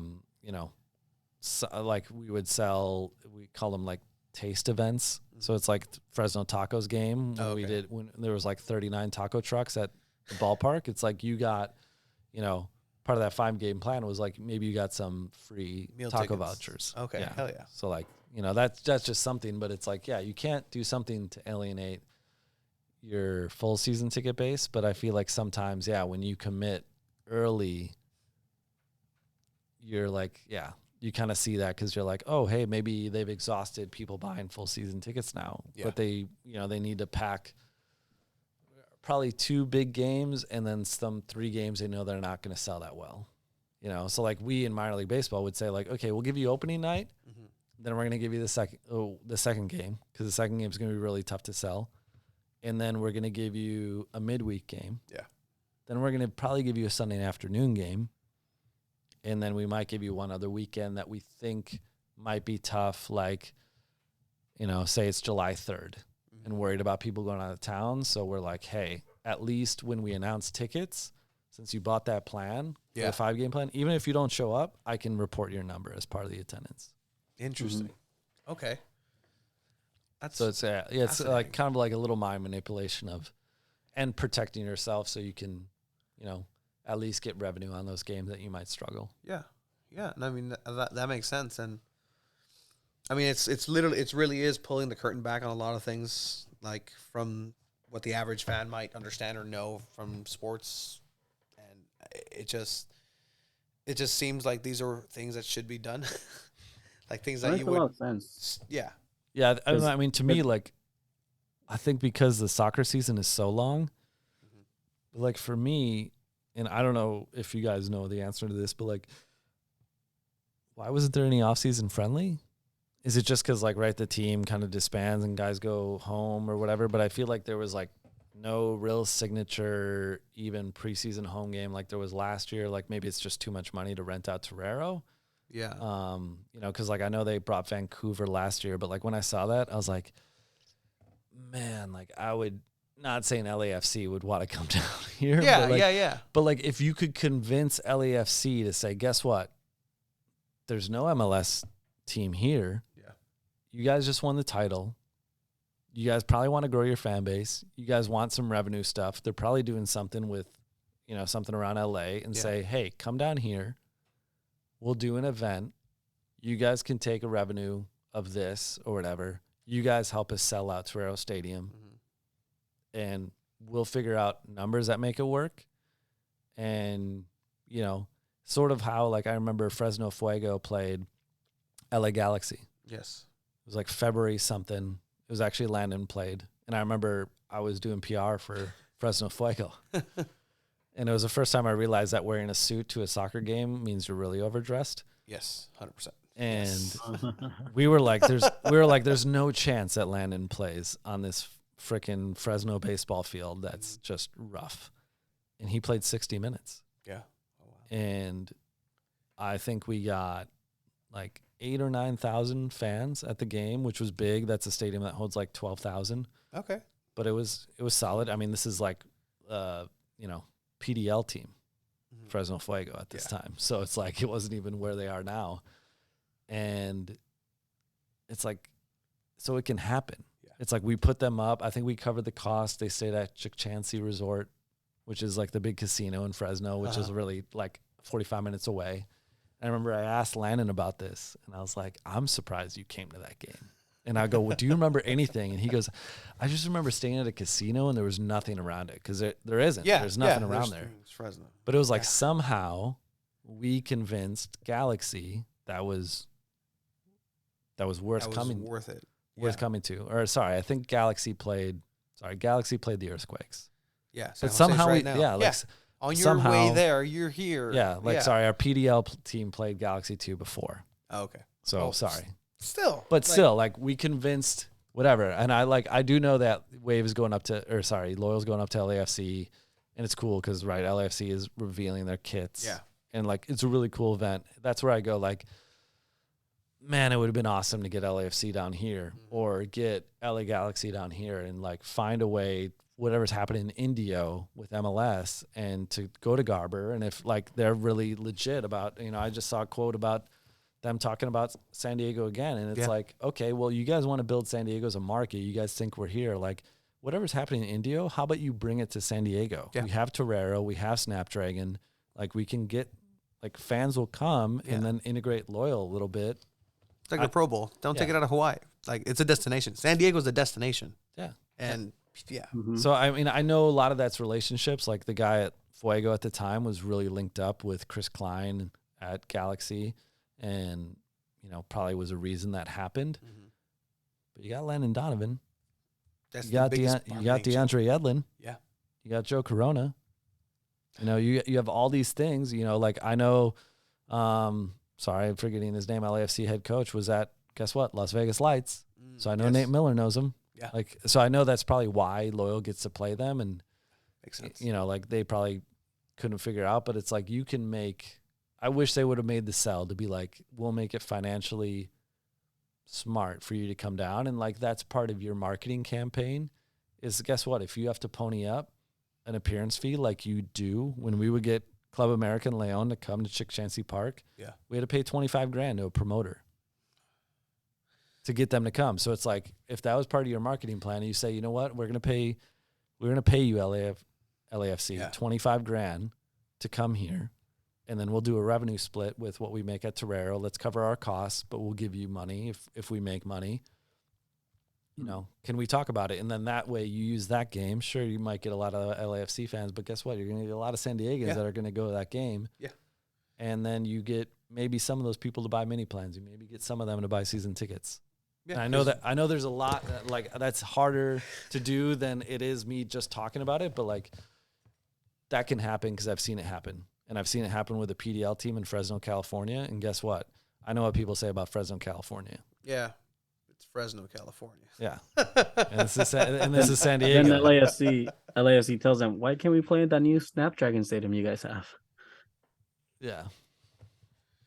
I guess, yes, Corbin. Nobody's going for free. They're going on season tickets. The sentiment, yes, I understand, but For sure. I mean, for sure. Yeah. I mean, like, obviously that would be, but to me, like, I know they charge, right? The Yeah. Vancouver game here last year, they they charged. charged. Oh yeah, Was they it full charged. price? And I'm going, and I immediately saw that and I go, nobody's going to see Vancouver. Yeah. I'm sorry. It's not a draw. So It like, really isn't. that to me, if like, say, oh, you put me in the captain's seat and somebody says, hey, Ryan, we can play Vancouver here at home. And, you know, say Nate is like, hey, we really want to play him because it's an MLS opponent. I'm going, sorry. They're not going to, like, that's not going to sell tickets. How many people were at that game? It didn't sell out. I'll tell you that much. Yeah. You were there. And like, I'm going, if we're gonna host an MLS side, let's make it part of our marketing campaign for the year and invest money into it, and then make it an event because it could be an event. Yeah, and I mean, they saw it with Cholos versus Loyal, man. Like, it was Cholos's under-21 team. Like, we did commentary for them the next week or something. Like, it's the kids. The first time Cholos game, right? Yeah. It was like a July game. Yeah. Yeah. Like that time, like huge. Like, it was big. It was a lot of people I'm pretty sure got sold out, right? That was a really good draw. I feel like there was plenty of like there were fans there that I was like, yeah, I haven't seen these people at a Loyal game. and haven't seen them since. I don't know why San Diego Loyal doesn't do that more often, because you have to think, wow, there's a lot of Cholo fans that cannot cross to TJ to go watch them. So anytime they come play in San Diego, they're gonna go watch them regardless if it's their under 21, regardless if it's like bench players. They just want to watch their team play because they cannot cross, because I mean they're here without papers. Yeah. And I mean that's a big point as to why you need to collaborate with Cholos more to bring him to play in San Diego a lot more. Yeah. I know the unfortunate part. I know USD charges a lot. 100%. Yeah. And I know it financially, like, there's not really a model to make a lot of money there, which sucks. Because at least in Fresno, it's like, you know, when we did big things, we knew we were getting a certain cut from concessions. We knew we could take all the merchandise stuff, you know, with us, which I would assume like Loyal and Wave both can on the merch side. But like concessions, I know is like a net zero. Yeah. And, you know, like to even if you sell out, and I think that's why the ticket prices are high, because that was always my issue. I was like, ticket prices are way too high. Yeah. And I was like, well, you know, we lose our ass when we play here. So I feel like that's the other thing. Like, is there no talk about a stadium? The last thing I heard was they were exploring options in the South Bay region to have some sort of modular facility similar to what Phoenix had at the horse place. Why not just buy their old setup? Yeah, I think they moved it, and they're so actually they still use that using still it. structure. Yeah, I think they're still using it, but they moved it. From That's what Carson. Warren Smith was talking about. He's like, we're just gonna buy one from another team and then like bring it down here. Yeah, I mean, there's a lot of space in Chula Vista for it, a lot of it, but they don't want to alienate people from the 8 up. So I mean, I guess you just kind of alienate people from both sides, the true north and the true south, and just kind of hope everybody in the middle makes it. But because that to me would be like if I'm an MLS owner or a prospective owner and I'm going, oh, this USL team established their own facility, 10,000 fans, and they're selling out. Now I'm going, damn, there's something here. Yeah. You know, whereas I'm like, oh, they're playing at Torero. 4,000. Yeah, they haven't really grown. The attendance crazy. You know, like, and again, that's not throwing any mud at Loyal, but it's like, I think, it's just things I'm thinking in my head. Yeah, I mean, these are based on facts, based on what's happened and the experiences, and it's true. Like, I mean, as a person who supports the team, I don't even know at this point. But it's I've always want to see them do the best. I want to see them grow. I want to see them just, you know, it made me jealous for the supporters of Loyal, how Torreira was rocking for those wave games that they had there. And something that I only saw maybe once or twice at Torreira from Loyal. Like, I was like, I told people, like, no. Like, I was here for the wave game. There was people standing in the aisles because there was no room. Like, there was no room for a single soul to enter that place. And that was last week. And you guys are playing your biggest rivals in a game here, and it's not like that. Yeah. That's Not even like that for playoffs. yeah. Yeah. No, I mean, I remember going outside the fence above the north end, the supporters end. Like Oh, in that no. little hill. Parking lot. Yeah, on the little hill. And this was for a Challenge Cup game. And there were people on blankets just sitting all there. So I got this shot of like shooting over these like 4 heads with the packed stadium. And I mean, like, right, it's easy to be like, oh, yeah, this doesn't happen at Loyal games and vice versa. Because I know like Loyal people are going to be like, yeah, well, they don't have the energy. Yeah. Our supporter section does, Quietest which is 30,000 people I've ever heard. 100%. Yeah. But like, I'll tell you what, like when that fan base at Wave games gets cranking, like that's intense, wow. and that, Wow. and I think that's what, Snapdragon showed too. It's like, and knock on wood, I think that's why I have a feeling the NWSL championship is going to be in San Diego this year. Ooh. That would be big. That would be big. As you guys say in the business, sources have told me Sources, huh? that San Diego is up for the NWSL championship. Wow. Sources reveal, and 2 balls and a mic, that this might be possible. So stay tuned. I don't know. It's just fine. It's 3.5 hours. We're fine. Nobody's other than Paul is going to be like, what? Buy my tickets, buy my jerseys. Need to fund this to happen. That'd be awesome. Like, that'd be really cool. Man, I mean, it really did put everything on the map. Fuck, man. I'm going to a Coldplay concert at Snapdragon. You dropped that much money? I've met I him. respect it. That's actually a drum stick from really. Will champ. Yeah, I looked at. I got in the queue just because I was wondering how much tickets were. Mm-hmm. You can spend like $400 for upper level. Yeah. I'm general, so we're gonna have to. Sick. So I'm trying to. My girl's never been to a concert, and it's in the dead of summer. Yeah. So I'm just like, okay, we're gonna be there early because we're gonna run. And she's like, what? I kind of want to enjoy, like, if you're a little bit back, you see like the whole thing. I'm like, no, but aren't you too close to the speakers? That's the point. Yes. Like, we're working towards, just little things like that. But that's an opportunity, right? That wasn't here. Yeah. Nope. Sure, they might play Qualcomm, but the sound quality is terrible. That was always there. I'm curious what sound quality is going to be at Snap. We need. I'm pretty sure. It's going to be. Yeah, I'm just saying, Petco really wasn't that bad either. Yeah. For Bad Bunny, yeah. Petco is amazing. And then you have other events that can happen here, right? I mean, Monster Jam is now there. Monster Jam's huge for San Diego for some reason. But then you can open it up to, hey, something we like. SummerSlam? Yeah. I think you could probably get SummerSlam. You can get a SummerSlam, a WWE SummerSlam there. Like, is Chiva a wrestling fan?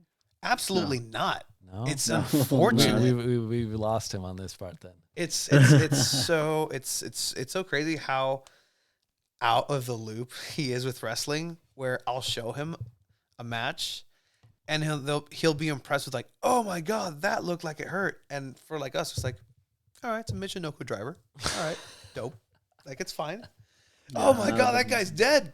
It looks like it, but don't worry. There's still 3 near falls that need to happen. Like, it's not. That's his finisher. It's the first one. Don't worry. Like, I'd be curious if and when that happens, because I agree. I don't know if they have to finish that stadium a little more in terms of getting a little roof on the second level, but I feel like that could definitely, because I mean, to me, that's a perfect outdoor size venue for SummerSlam. Yeah. Like, yeah, it's Yes. 32,000 and then more on the, obviously the field level.